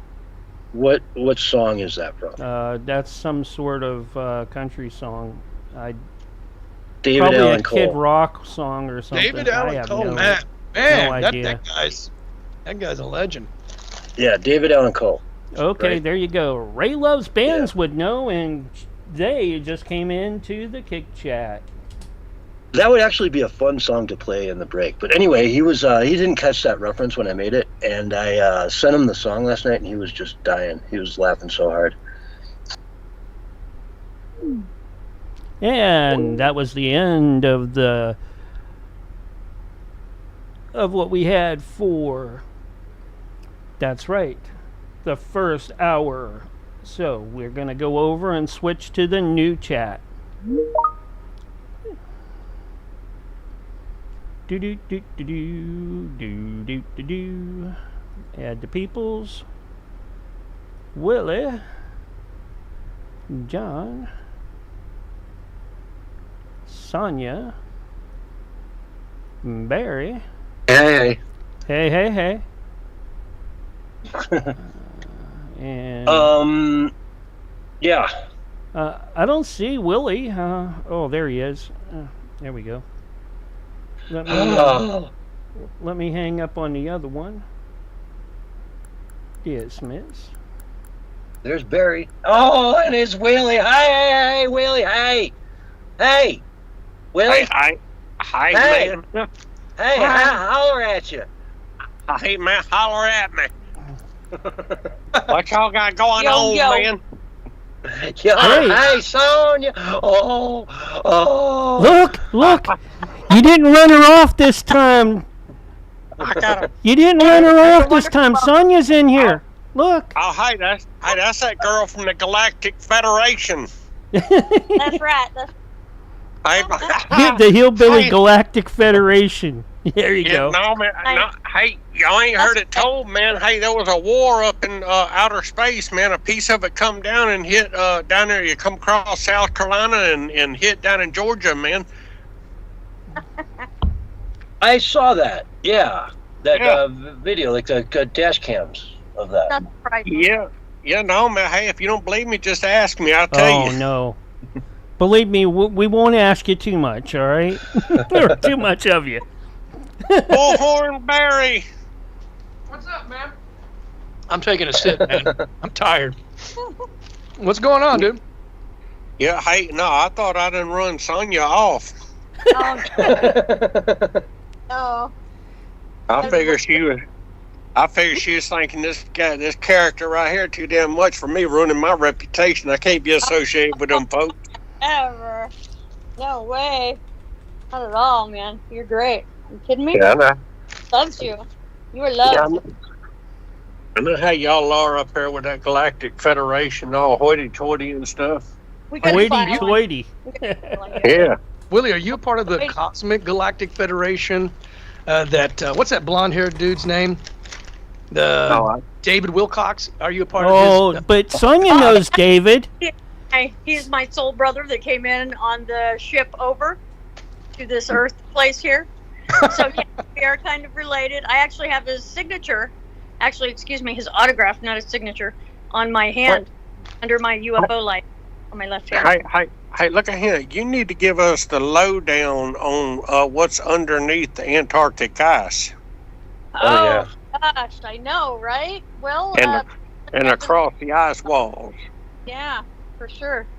Apparently, it's a bunch of old, ancient technologies, like even having to do with craft and things like that. It's what I've gathered from all the various folks, galactic folks I've talked to, and technology as well. But and there's a tunnel that runs from there to the Pyramid of Giza. Yeah. In Egypt. Yeah, you've been there, right?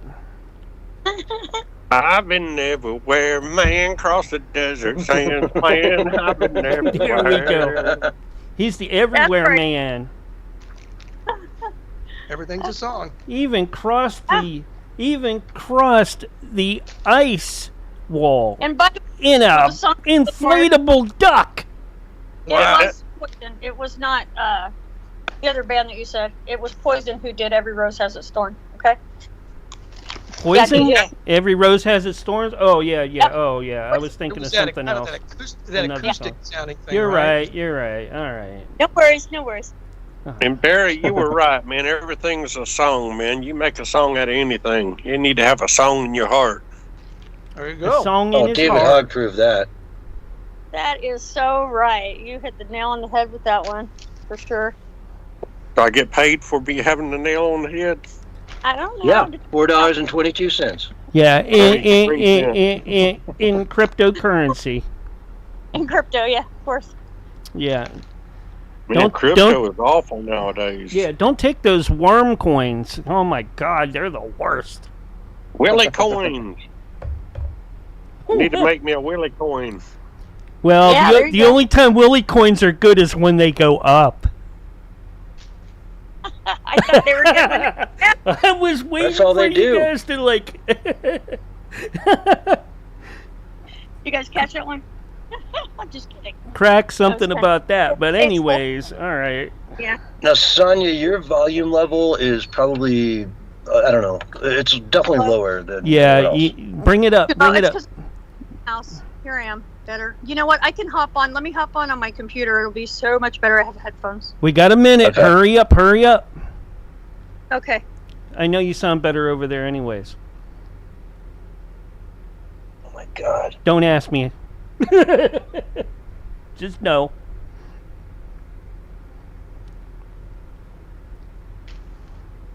Yeah, get that Galactic Federation stuff going, Willie.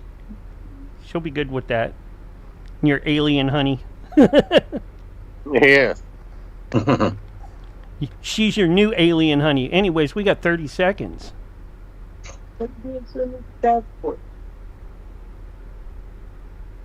And keep in mind the alien, galactic angle wouldn't necessarily have a redneck accent.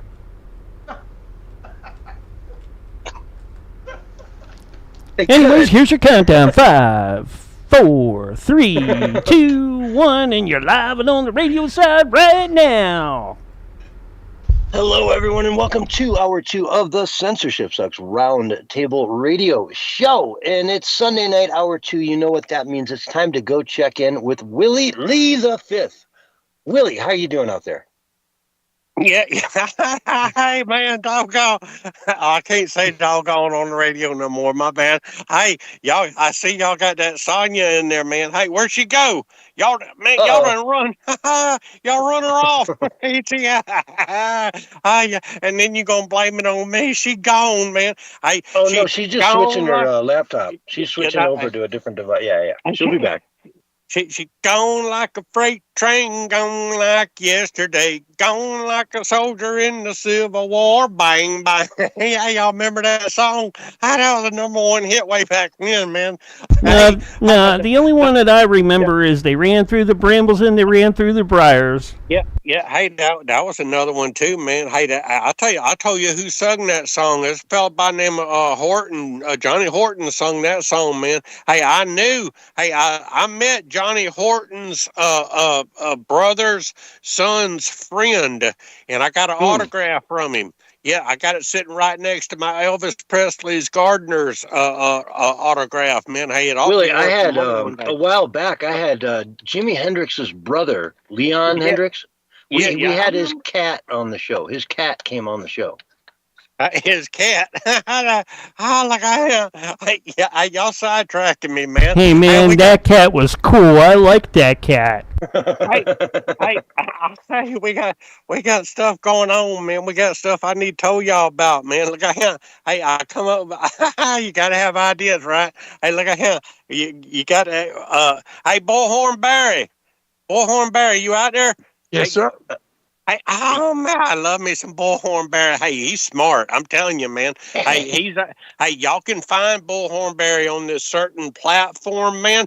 Hey, and I read his stuff all the time. You talk about smart. Now that fella, he is smart. 'Cause, hey, what makes him smart is he comes up with his own ideas about stuff, man. He ain't just reading something that come out the news or whatever. But hey, Bullhorn Barry, hey, I come up with another idea, man.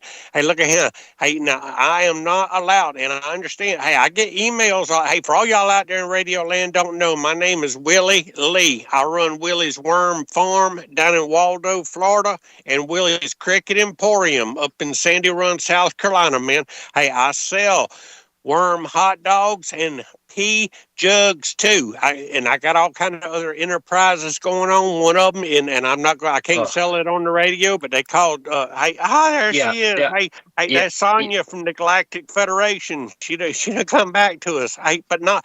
Hey, Sonya. Hey, I was just explaining some of my enterprises and what I do, and I got this thing called chumderware that I sell, and what it is catfish bait, man, and I sell it. Hey, this ain't no lie. Willie, we've talked about this. I don't want you advertising your dirty used underwear on the radio show, please. It's good catfish. Willie. I know, man. Hey, I know, and that's why I ain't trying to sell them. Yeah, I'm just but you are talking about it. No. You don't need to even talk about it. It's nasty. No one wants to hear it. No, look here. Hey, and y'all can contact me for wares and stuff, man, on my website, and it's called WillieLeeV@gmail.com. Y'all contact me there. No, hey, that's my website. That's not a website. I've told you a million times. That's an email address, Willie. That's not a website. No, hey, I get people that contacts me there all the time, man. Hey, some people, they want pictures of my feet, and some people, man, they want to buy some of my products, like coffee cups and T-shirts and chumderware and stuff. Hey, I ain't advertising my chumderware, but you're sidetracking me, man. Hey, Sonya from the Galactic Federation, we need to talk, man, because I got some stuff I want to tell you. But, hey, chumderware, it makes good catfish bait, man, especially the ones that's got the corn in them. And you can buy them. Oh God, Willie, come on! No, they all. Come on! That's nasty. That is nasty. Please, people are out there eating. They're out there this is. Come on, man! Nobody wants to hear about that. It's uncalled for. No, man. Hey, you got to understand. You got to told one thing before you told something else. Hey, 'cause I got to follow it up with Bullhorn Barry and my new idea. Look at him. I come up with the idea for it. Hey, y'all, hold on now. This is the greatest idea ever, man. Hey, it's called, and now y'all listen close. It's called Chumder Socks. Chumder Socks, man. Hey, you take your sock. Nah, yeah, you take your No. sock and you line it in your underwear. Hey, and you ain't got to change your underwear. Hey, you just line this thing. It's got like a little button thing, like a little snap, and you can snap it on the inside of your underwear to the front and snap it to the back, man. And it's called Chumder Socks. And when you get done at the end of the day, hey, you just unsnap it and just toss it over in the corner. Or you can probably use it 2 or 3 days at a time, man. Hey, Again, Willie, this is gross. No one wants to hear about this. It's just nasty, man. You're nasty, brother. Hey, pay attention, son. Pay attention. Chumder Socks. Now, hey, that's got a ring to it. Now, come on, man. Chumder Socks. Willie's Worm Farm Chumder Socks. Hey, and what I need is a little bit of investment from Bullhorn Barry, because Bullhorn Barry got money, man. I'm telling you. Look at him. He's rich. He's rolling in it. I ain't gonna lie. Hey, y'all know I used to be a top secret spy. Well, I still am a top secret spy because I went to spy school and all that, man. Hey, and I got access to all kind of stuff. Hey, and I'm rich too. Hey, Listen. I am worth billions and billions of dollars. I just ain't got none of the money because Saul Good keeps stealing all my money, man. I'm telling you. I got the plan, man. I'm telling you. I know the guys from AC/DC. We're gonna make the song Chumder Sock. Chumder Sock, based on Thunderstruck, Hey, go. Chumder. How's that song go? Thunderstruck. Chumderstruck. Hey, Chumderstruck. Look at him. Hey, I tell you, man. Hey, but they say, that's funny right there. I don't care who you are. Barry, if you can pull that off, man, I will be so impressed. That would be so impressive. Yeah, I think I can pull it off, man. Yeah, hey, wow. Hey, there's stuff going on in the news, man. Hey, I've been looking at stuff going on in the news. Hey, you can't be talking about people in the nude anymore. We told you about that. Not news, man, news. You keep saying nudes. I'm like, you're not allowed to talk about that. Yeah, Willie. Hey, they people, they want. Hey, people wanting pictures of my nude feet. Come on now. The Galactic Federation is going to get onto us, right? Right, Sonia? Right. Yeah, they can hear everything. Yeah, they have microphones everywhere. Speakers, too. I got a question for you, Willie. How does anybody see your nude feet with those Bigfoot hairy feet that you have? Yeah, no, man. Hey, and that's what they are too, man. They big and hairy. Look at him. Hey, here's what y'all doing right now. I'll tell y'all what y'all doing. Y'all doing something y'all don't know y'all doing, but y'all doing it, man. Y'all sidetracking me, man. Sidetracking me. I got stuff going on, man. See, how much time does he have left? Well, right now he's got about 12 minutes left, Willie. So we've got 12 minutes. I want you to use that time wisely, right? Even take a minute right now to formulate your thoughts, put them on paper, and let's just walk through whatever point you want to make. I'm going to give you all the time you need to make. 11 and a half minutes left. Hey, they got this guy. He's the president of the Ukraine, man. Hey, his name is Mr. Gimme Money. Mr. Gimme Money. Hey, he makes these world tours, man. I heard that guy. Hey, this dude, man. Hey, I ain't even making this up, man. Mr. Give Me Money. He showed up. This ain't no lie. He showed up at a NATO meeting, man. There was a General Assembly meeting, man. He showed up, and everybody wondering what he showed up for. He ain't a member of NATO, man. Hey, and he was walking around. He had his thumb up his nose. There wasn't nobody talking to him. Mr. Give Me Money. Hey, I thought that was funny. Look. Hey, and then I got another idea. Hey, not only Chumder Socks, hey, but I told y'all about my cow racing. We do cow racing down there in Orangeburg, South Carolina, and over in racing. Wait, cow racing. You race cows. Yeah, man. Hey, like milk cows. Yeah, Milk no, cows. yeah, You race them. moo cows, man. And hey, and I got me a bunch of race horses. I got 3 of them. They stud horses. They come straight out of Kentucky. Well, they 2 of them come out of Williston, Florida, because that's horse country too, man. And I got one. He's a big old sucker, man. Come out of Kentucky, and I'm gonna breed them with the cows, man. Hey, and we're gonna have What? yeah. Hey, we're gonna What? breed them No, horses. no, Yeah, no, no. yeah, I don't no, even. No, no. That's never yeah, gonna happen. yeah, no. Hey, Don't breed a racehorse with a cow. hey, That's that's the what. dumbest thing I've ever heard of. Well, No, it can hey, that's happen what. with the Galactic Federation, right, Sonya? Yeah, no, yeah, no. Hey, Yes, yes, that's absolutely. hey, that's what we're gonna do, man. Hey, but I don't want to sit there and talk the whole show about my idea about breeding cows with horses, man. I want to tell y'all about something else too, man. Hey, I done some reading up. Hey, actress, hey, I'm reading this off the news, man. Actress and comedian Rosie O'Donnell.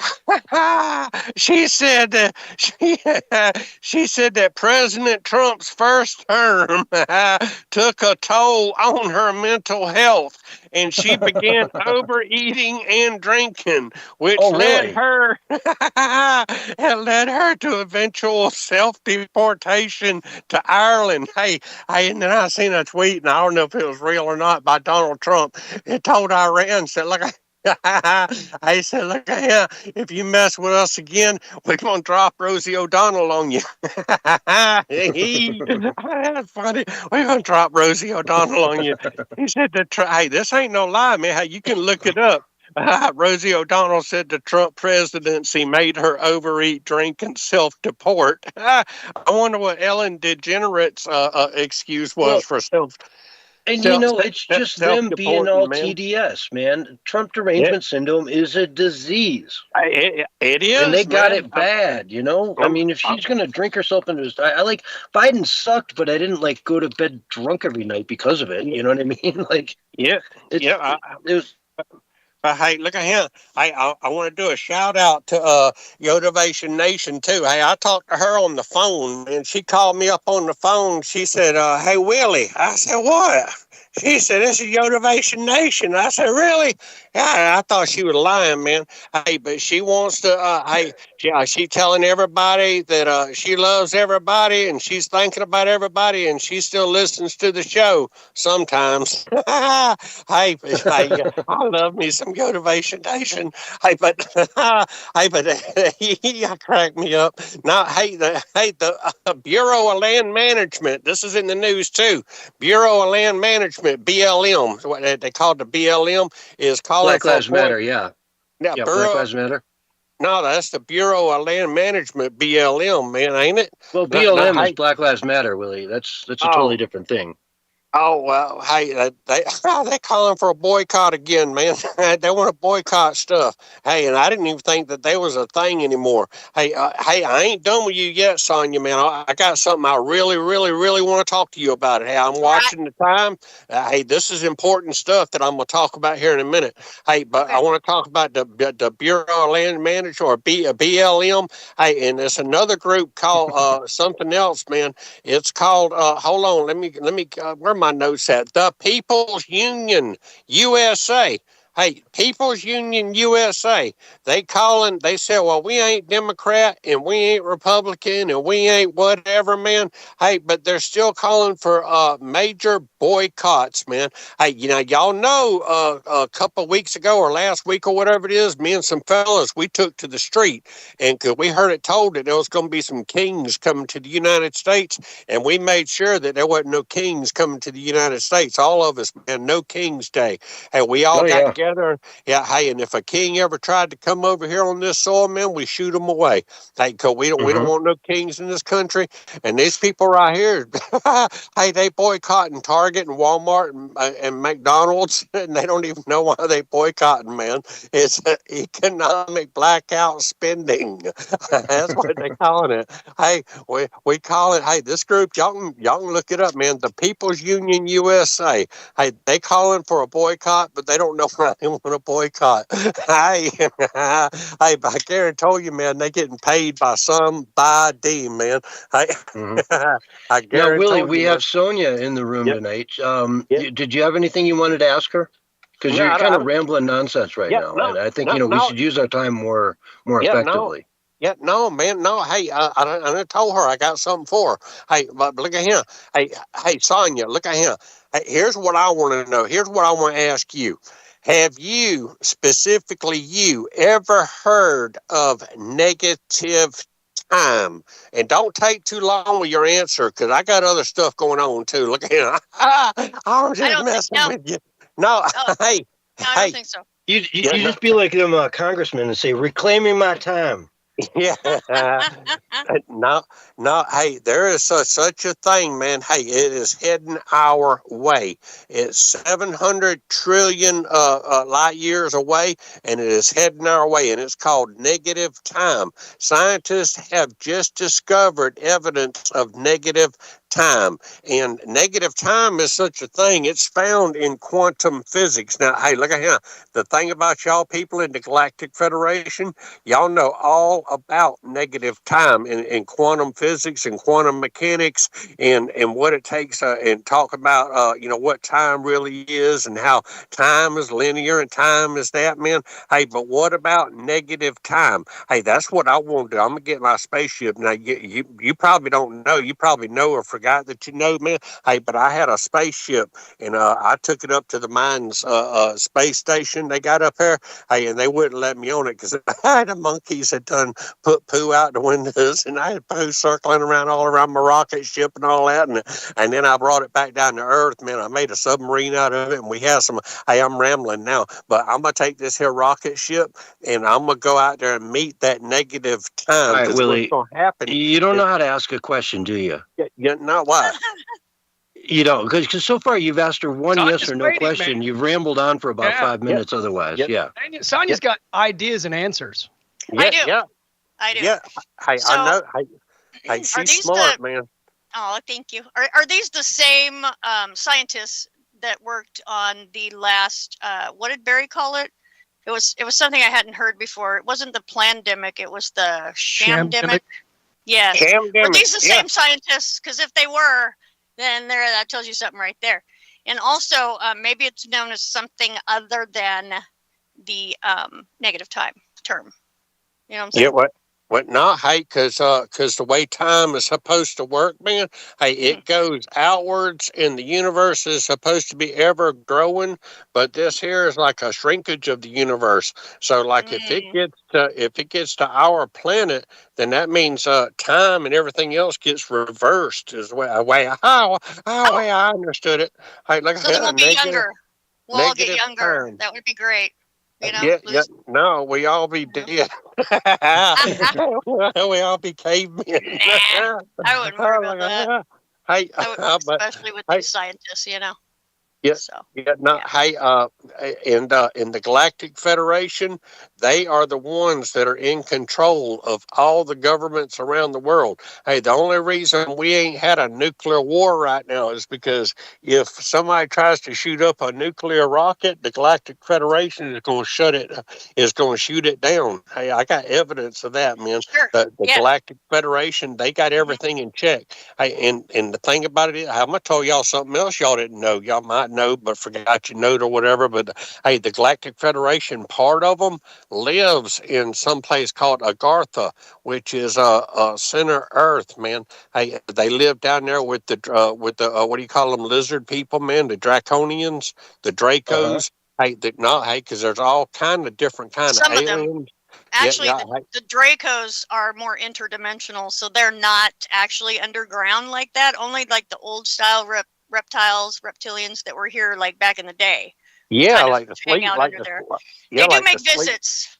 The Sorry. Slee Stacks, man. Hey, Queen Elizabeth, all them royal people, they Never Draconian. apologize to Willie. No? Yeah, Okay.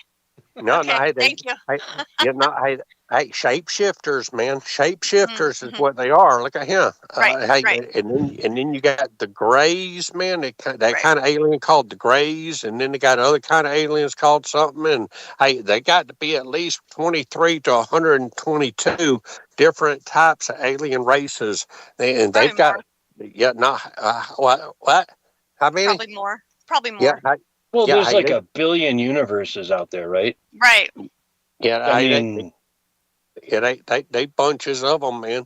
Wow, Like, this we're in the really Milky amazes Way me because I galaxy. didn't think There's- Willie could count that high. Yeah. Yeah, I mean, we're the Milky Way galaxy. Look up at the Milky Way galaxy at night and imagine a billion more of those. I mean, it's just infinite. Space is infinite.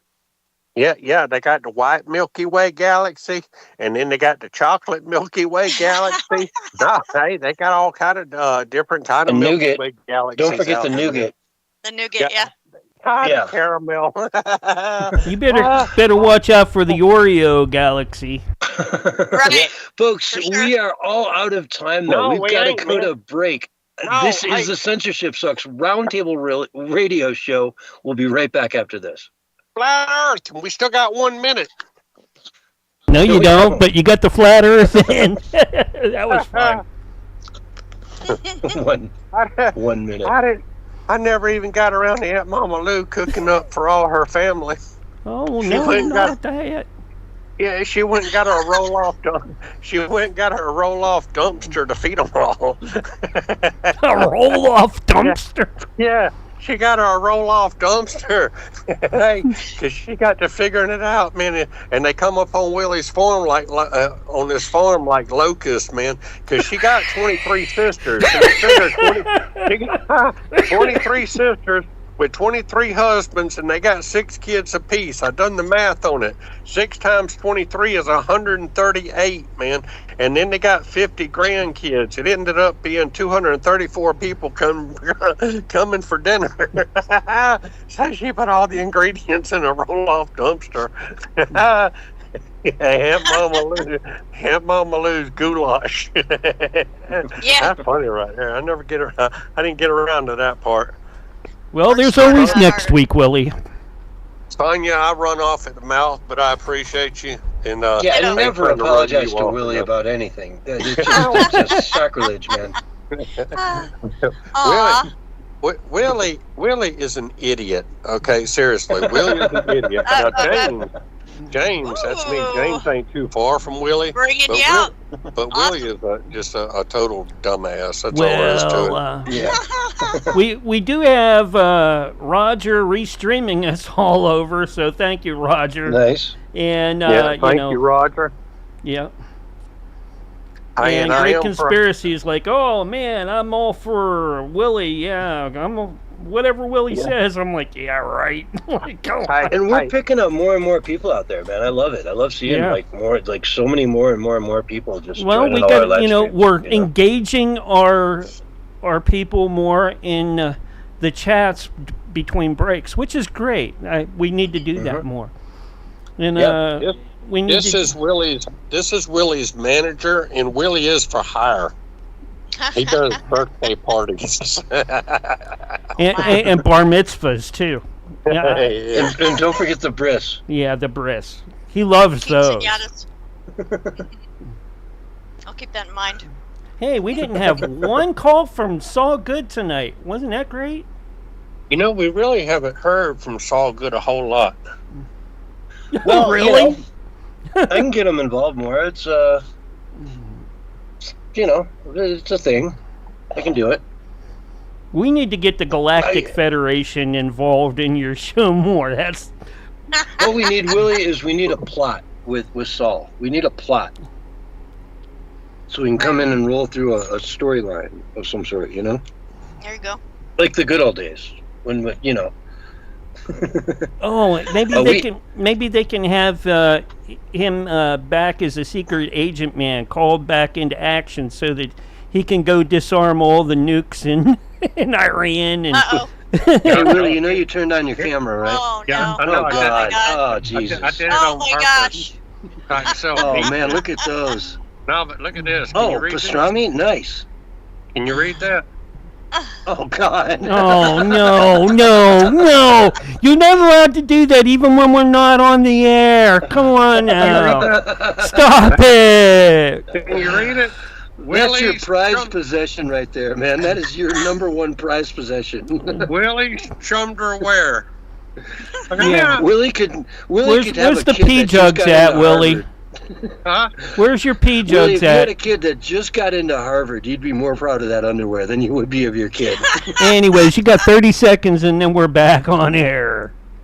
I got pee jugs around here somewhere too. I just don't know where they I- are. They're in the truck, Willie. They're probably Either way, full. I love you guys. Thank you, Sonia. Y'all be good. Look out, here's See your ya, Willie. countdown. 5, Yeah. 4, 3, 2, 1, and you're live and on the radio side right now. Hello, everyone, and welcome back to Hour 2 of the Censorship Sucks Roundtable Radio Show. Man, that Willie is an idiot, isn't he? I mean, it's just a brilliant level of idiocracy over A there. brilliant level of idiocy. That's amazing.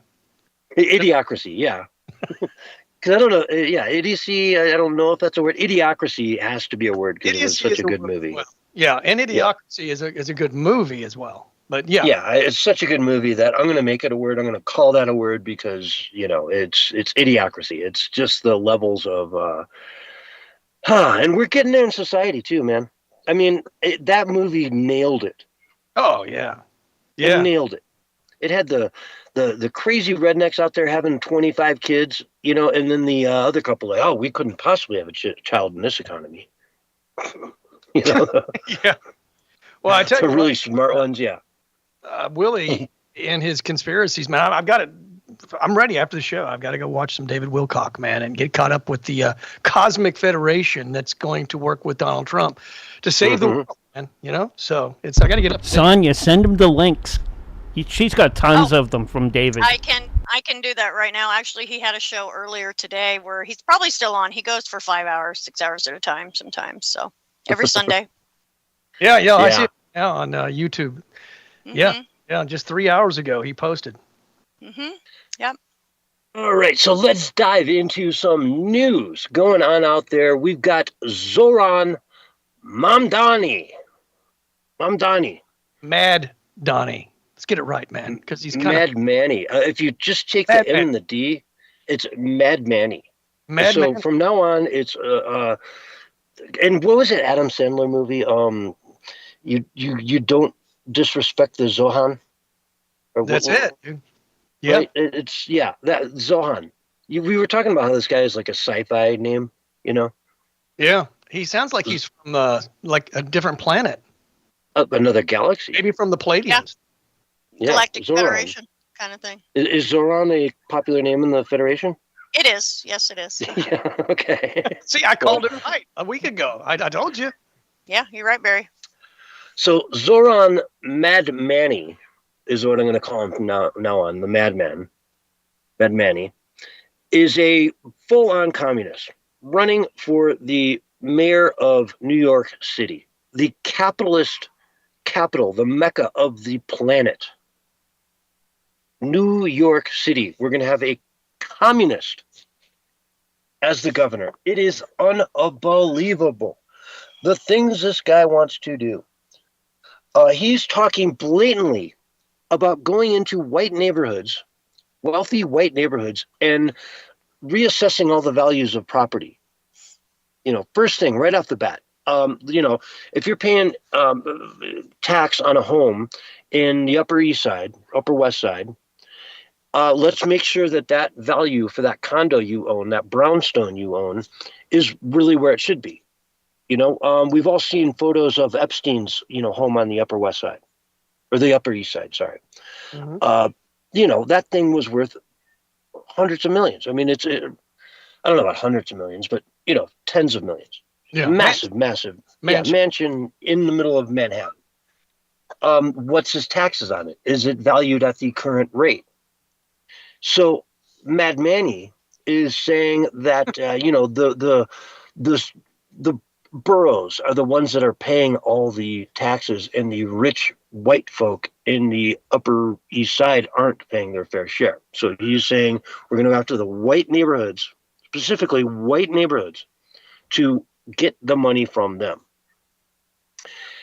Now, great idea. If he just said, hey, we need to raise money as a city, so we're just going to make sure all property taxes are levied in accordance to their most, recent Zillow evaluations, I would say, oh, wow, that sounds like a way to raise money, right? But no, he's kind of turned it into, we're going to go after the white neighborhoods. And Barry, you were talking about that reverse racism. Yeah, before. don't use that word though, because that's a leftist term, man. Yeah, you're right. I think there really is anything. There is no such thing as reverse racism. There's either racism or no racism. Correct, yeah. So, and you were also talking about the jihad, the global intifada, which, during the break you were talking, this guy was given several options the other day to denounce the phrase global intifada. Yeah, which by and large is a violent movement. Anytime there has been an intifada, each time it has been violent. The second intifada was between like 2000 and 2005. It was extremely violent. So you can't even use the word intifada and not associate it with violence, because every intifada has been violent. Well, and where was that intifada? Where was it so violent? It was in the West Bank and Gaza Strip. The first one, 1987 to 1993. And well, it was in Israel.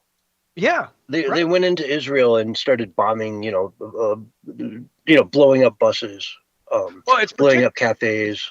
Palestinian struggle against Israeli occupation. They don't believe that Israel should occupy the land that they're on. That's what pretty much an intifada is.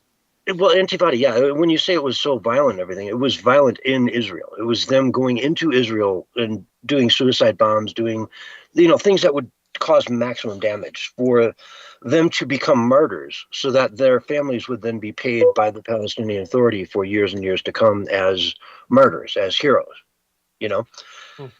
What they're saying is globalize the intifada. Globalize it. Yeah. Violence. Bring that violence to New York City. To the whole world. Bring it.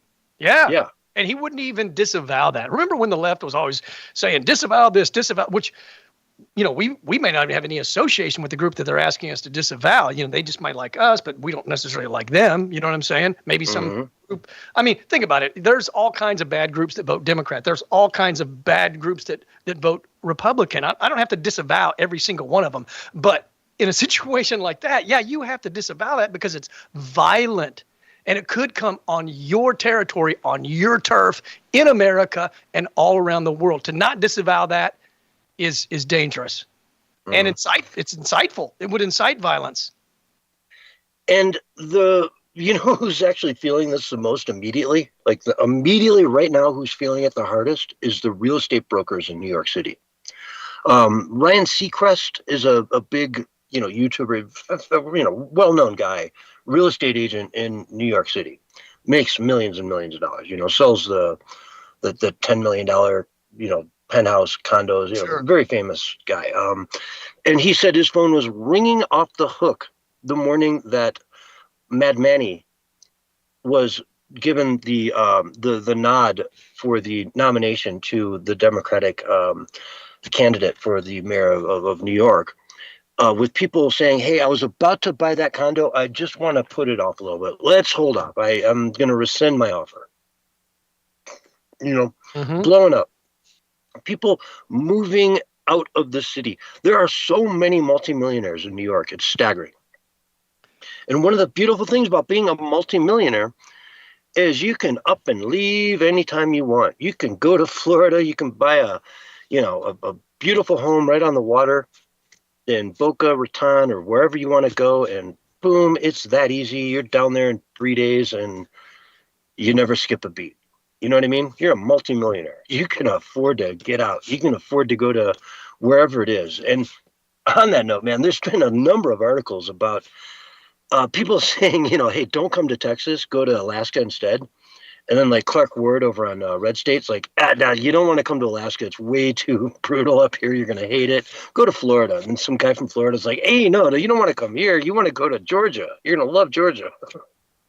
It's really funny. There's just been this whole lobbing of these articles about from different contributors that are just like, oh, no, don't come to our state. You definitely want to go to Alabama. You're going to love Alabama if you're from New York, man. It's the place to be.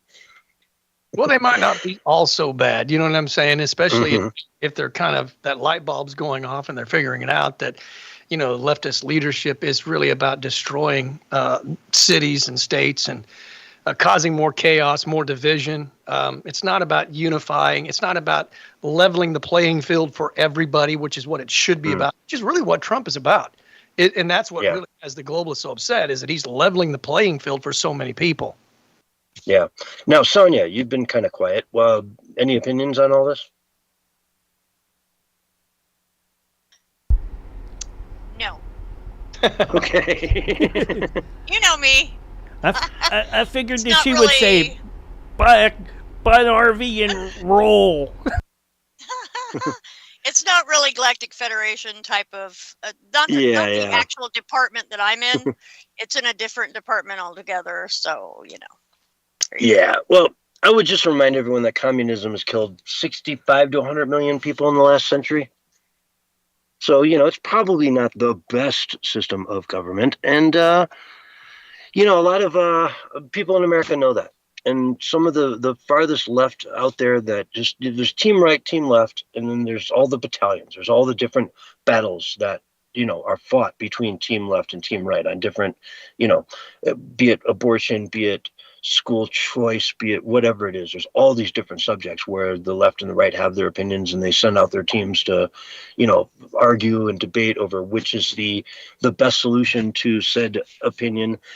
And, at the end of the day, it's team left that are the ones that are embracing the far, far left socialist, AOC, Democratic Socialist, probably the front runner for the DNC nomination for president next time around. I mean, it's her. It's going to be Gavin Newsom, who is, I've said it so many times about different team left Democratic candidates that they're unelectable. I mean, Joe Biden to me was completely unelectable, but yet he won. So Gavin Newsom, completely unelectable based on what he's done in California, but he still could win. No problem. Kamala Harris.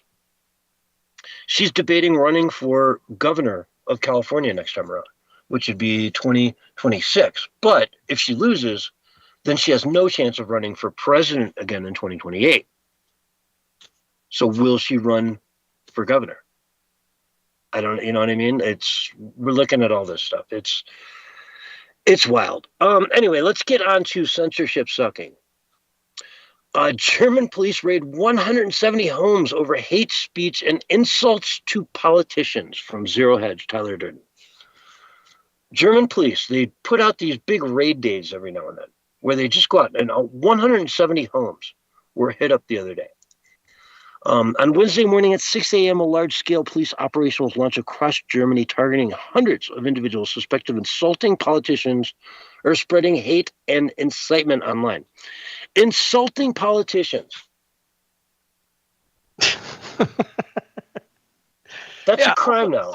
Also known as constructive criticism, probably most of those times. But think about it. Yeah. I mean, I'm sure even over there, like if somebody wanted to, call Trump a Nazi and an orange man and all kinds of just demeaning and derogatory things and insulting things, they would probably showcase it and say how great it was. It's that two-tier system that we talked about so often. Yeah, death to the IDF. If that concert went down in Germany, would they say a word about it? Not a word. No. Is that not inciting hatred? Well, of course. Well, it's actually worse than that. They're inciting violence and death. Yeah, and war. I mean, it's crazy. But yeah, Germany is now having these routine days of action. They call them days of action against citizens who commit violations against new and more draconian speech laws in Germany. In some cases, a national scandal has erupted, with the details of the cases becoming public, such as the case of the pensioner Stefan Nyhoff having his house raided after calling former economic minister Robert Habeck an idiot. Oh, that sounds so criminal, I'll tell you. Throw away the key. Yeah, right? Wow. This guy's an idiot. Boom. Jail. Yeah. Well, they don't want people, painting them in a bad light because they're kind of slime bags, and they don't want people waking up to that fact.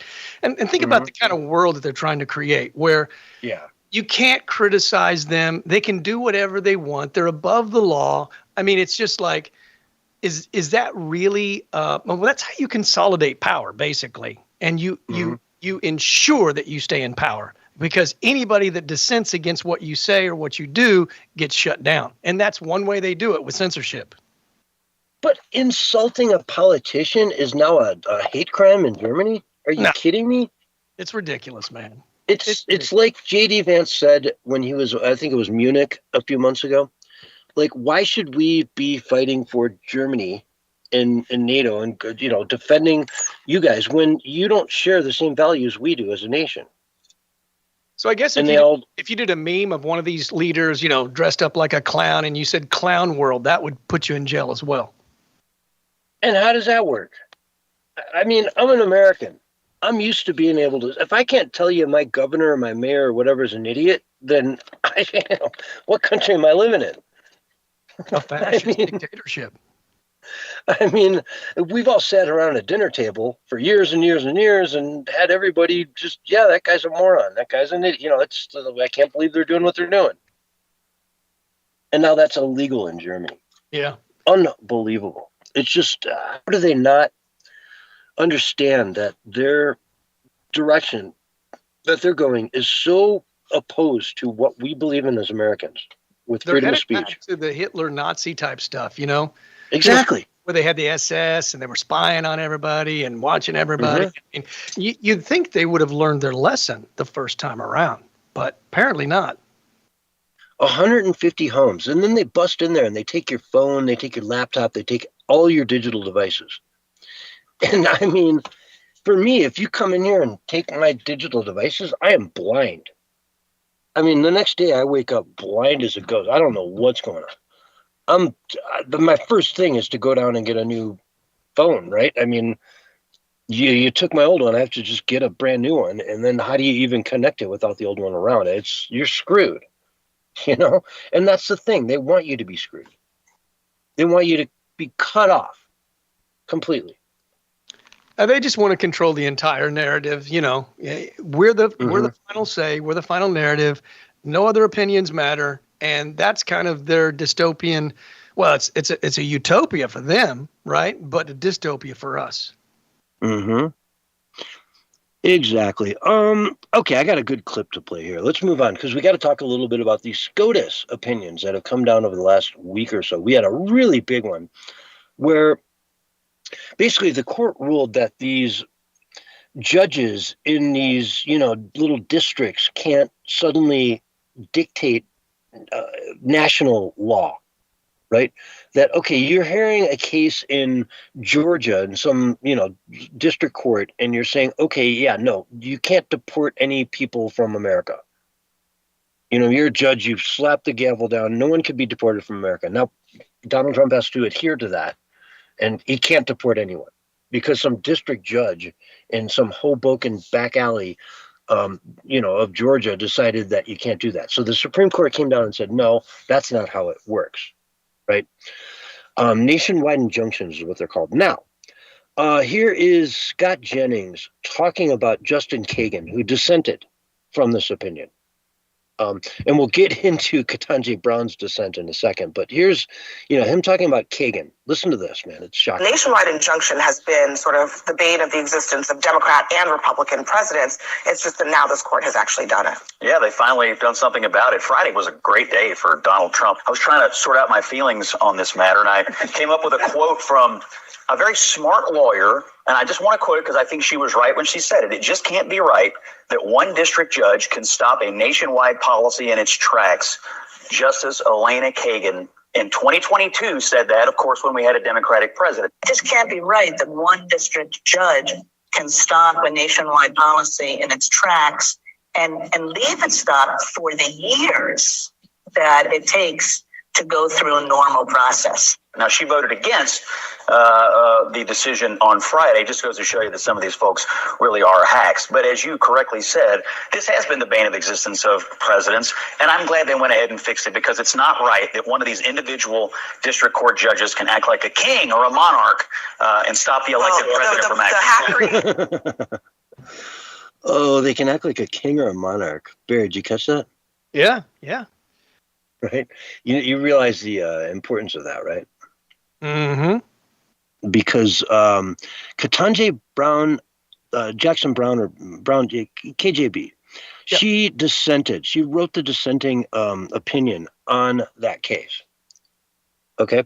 And she basically was all about these courts being able to do what they want.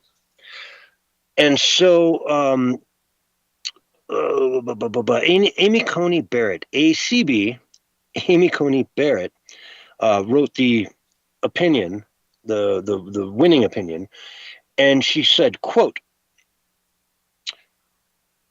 "We will not dwell on Justice Jackson's argument, which is at odds with more than 2 centuries worth of precedent, not to mention the Constitution itself. We observe only this. Justice Jackson decries an imperial executive while embracing an imperial judiciary." Okay, so Amy Coney Barrett comes back and basically says Justice Jackson, Miss Jackson if you're nasty, is decrying an imperial executive while embracing an imperial judiciary. And we just saw that No Kings rally that happened over the last week or so, right? Right. So, yeah, it's brilliant. It's brilliant. They're just saying, like, I've never seen a Supreme Court opinion written like this, where they actually point at one of their fellow on the bench and say, you're just being a joke. You don't care about the law. 200 years of precedent. You don't care. The Constitution, you don't care. Right? You're decrying an imperial executive, Donald Trump, while embracing an imperial judiciary that will stop him at every turn with no recourse, other than 2-3 years to fight it. You know, Exactly. the same thing that Elena Kagan just announced in 2022, which is not that long ago. Exactly, man. And I think that's why they did not want Trump to win, because everything that they accused him of, they've done in the recent past. You know, and I mean falsely accused Trump of, right?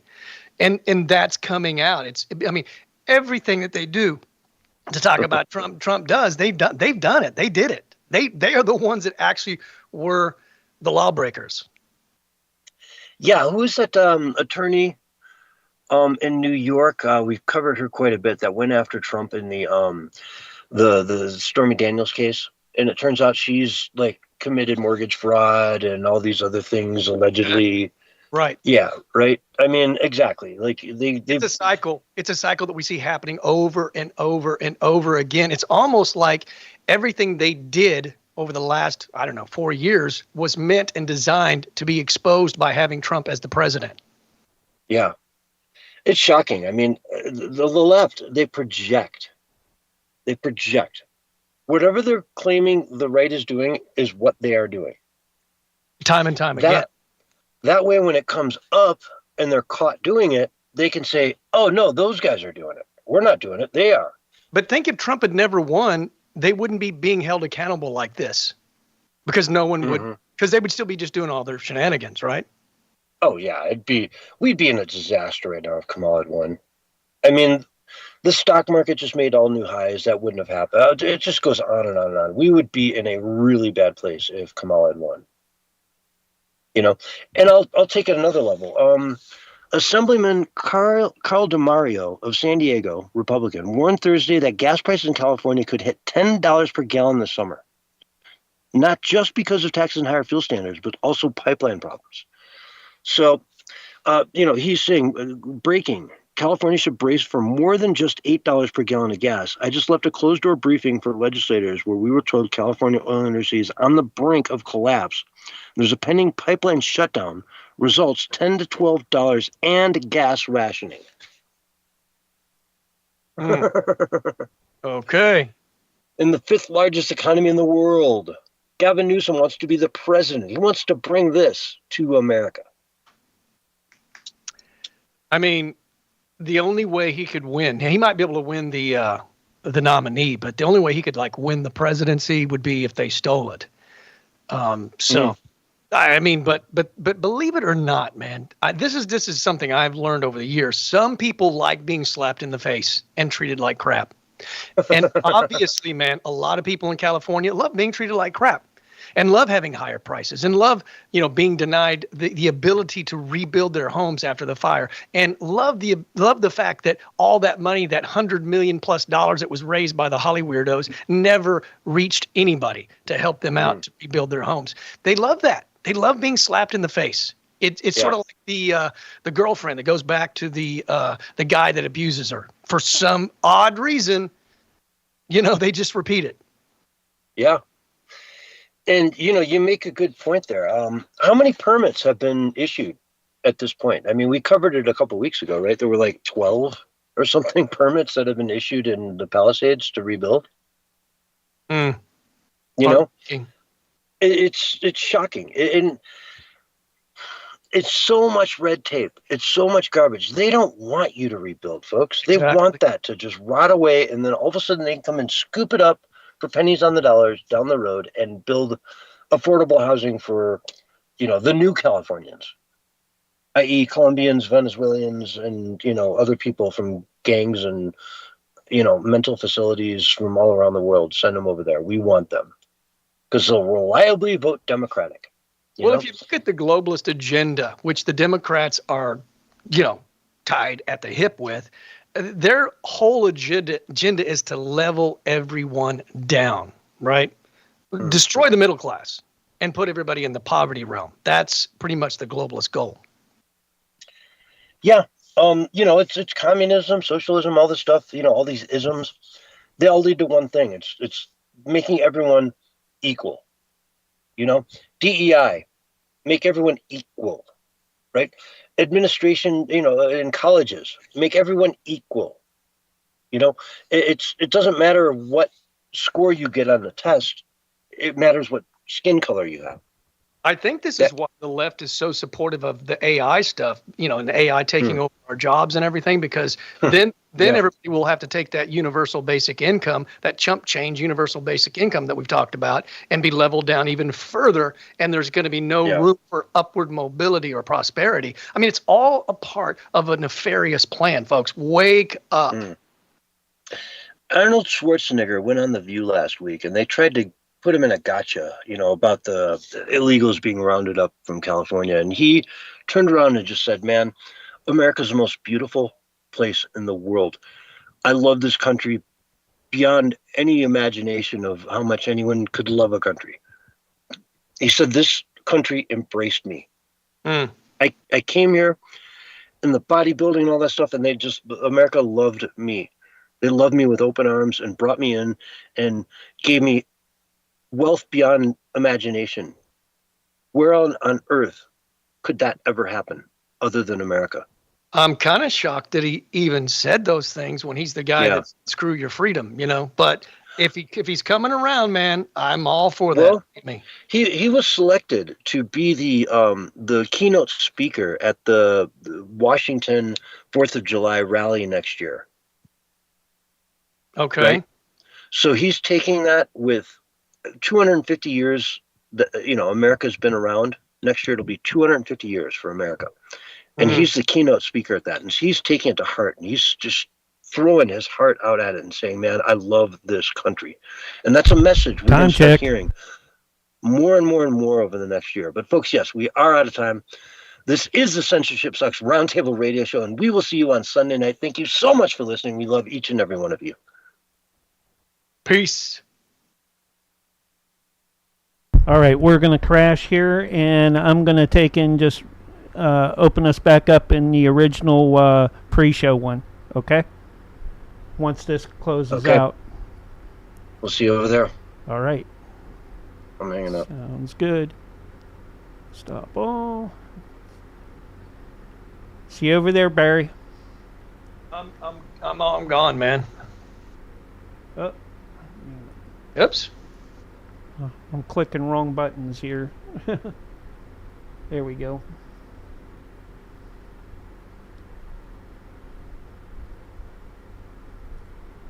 Oop.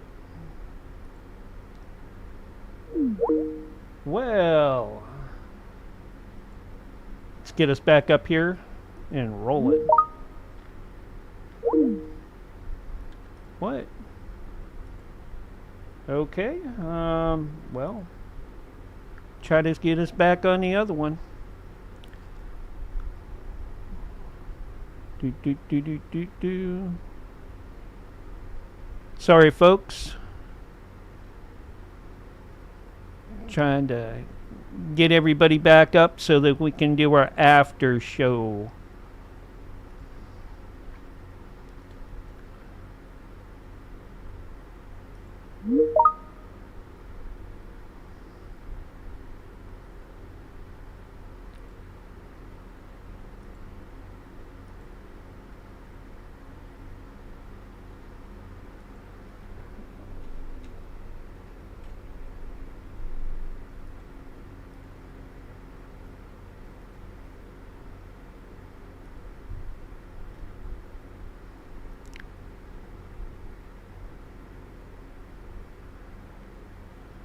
Let's get everybody back together here.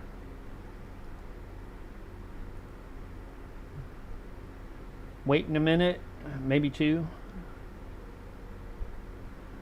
I don't know why it didn't. It wouldn't connect me to the other call. Sonia, there? Yeah. I don't know why it didn't allow me to connect to the original call, so I don't know what's going on there. Where's Barry at? Sometimes Barry has to leave. Yeah, okay. Well, I can stand by or whatever. I just didn't want to mess up his show, you know. Hold on Popping here. in and out. Okay. Whenever you want to bring me in, it's up to you. Yeah, hold on here. Let me... Just a sec. Okay.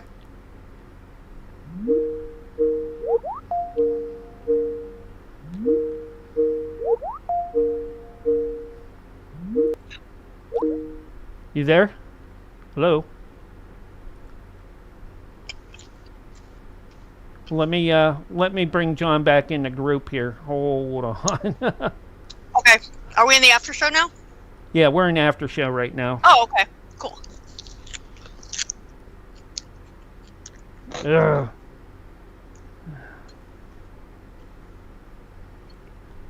Trying to get everything going. I don't know what's going on.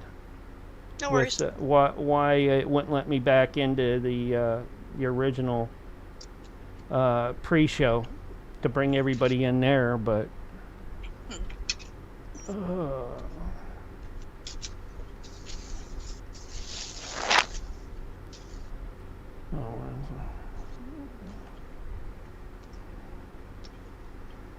let me message him. Okay. If I can find him. So many people on Teams. I know, right? Yeah. It's like it's still calling him. Yeah. Okay. Right.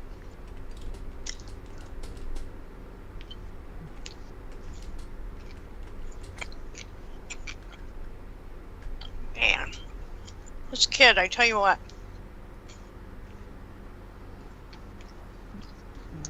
Yeah.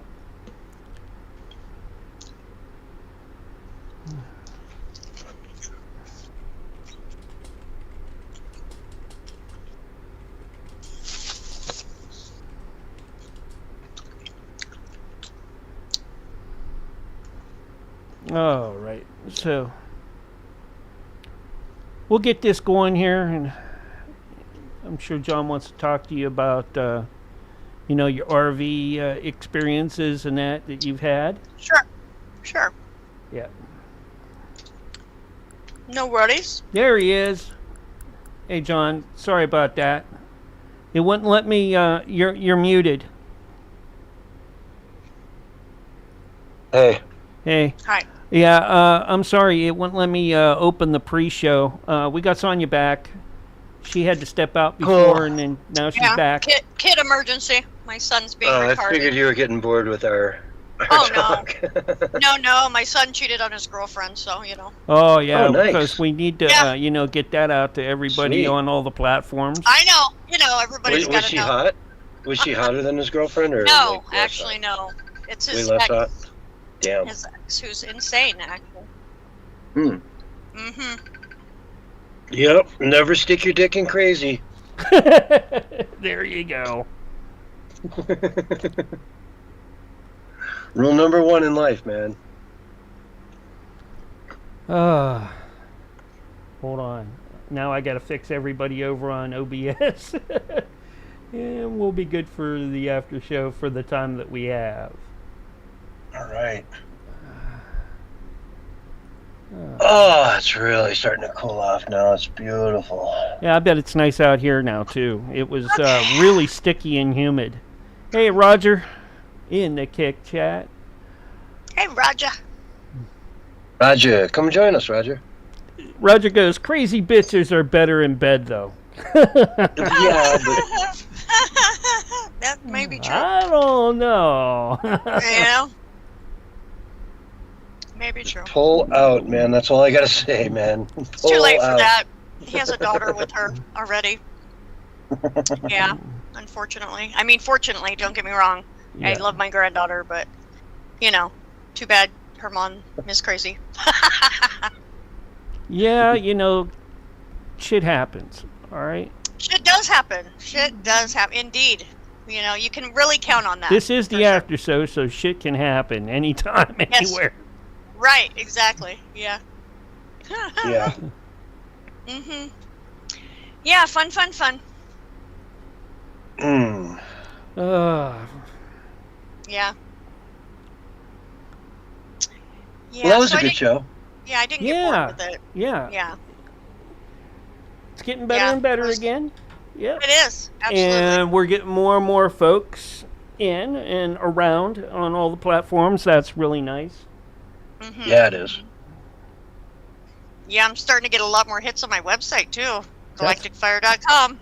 Oh, yeah. Well, I did put it on Going up my every day. Botrix, which, you know, Cool. spams out a message every, like, I think it's every 20 minutes or something like that. 20, 25 minutes. Right. So that should help you out, too. Mhm. And CS, are you going to put up any T-shirts through her? We got I Dragus could. Production T-shirts that you can get through her. Mhm. You know what? You've seen my, like, the top of my page on my website. I'm sorry, on censorship on minds.com. Like the Yes. whole thing that's all censored out, and in the middle it says the worst part of censorship is, and then it's all blacked out. I'm gonna go do it right now. That would make a great T-shirt. Like a white T-shirt with that background would look just awesome. I remember you mentioning that. Absolutely. Yeah. Yeah. I'm super swamped right now. Busy. I'm helping Christian Latoureur do his book, and we're having to proofread every single page and make corrections because AI is not a good platform to use for doing your books because they change things without even.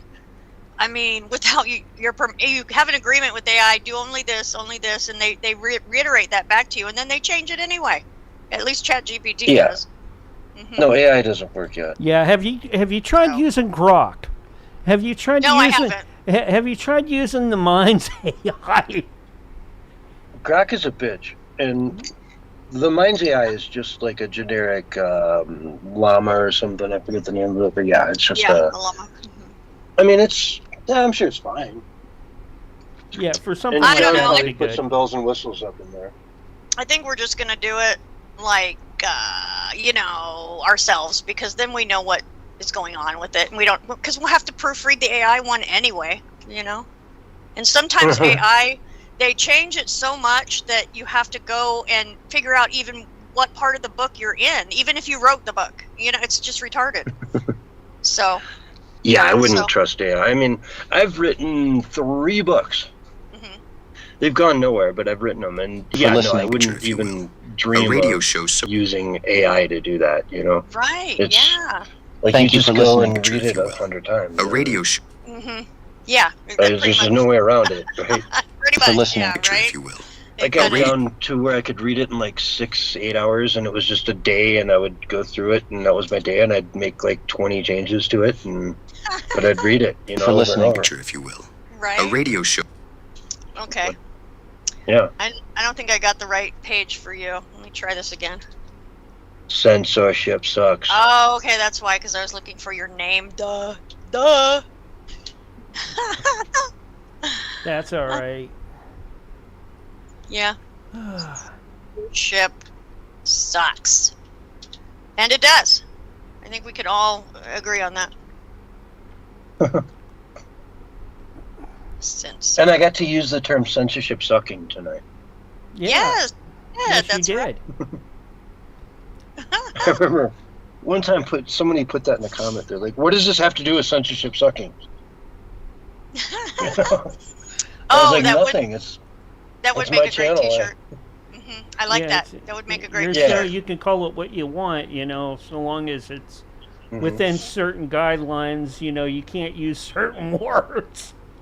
Mm. Yeah. Yeah. You know. Okay, I can't rip it off of here. You'll have to send me a PNG, preferably. Oh, of it. I'll have to find that. I think I I can't- have I'd have it to find it. somewhere. I know which. Yeah. It's the one with the wheel, right? It looks like a wheel, and it has everything kind of yeah. blacked out No. except for Blacked out, censorship. yep. That's All right. Yeah. That's right. All right, I'll send that to you once I get done with all the edits and that, and probably before we're even done with, you know. Yeah. Okay, if it's a good pick, then that shouldn't take me no time to throw a shirt together for you. Yeah, Curry Hobo is the guy who originally made that. Who's another Minds user, Curry Hobo. So yeah, he would definitely still have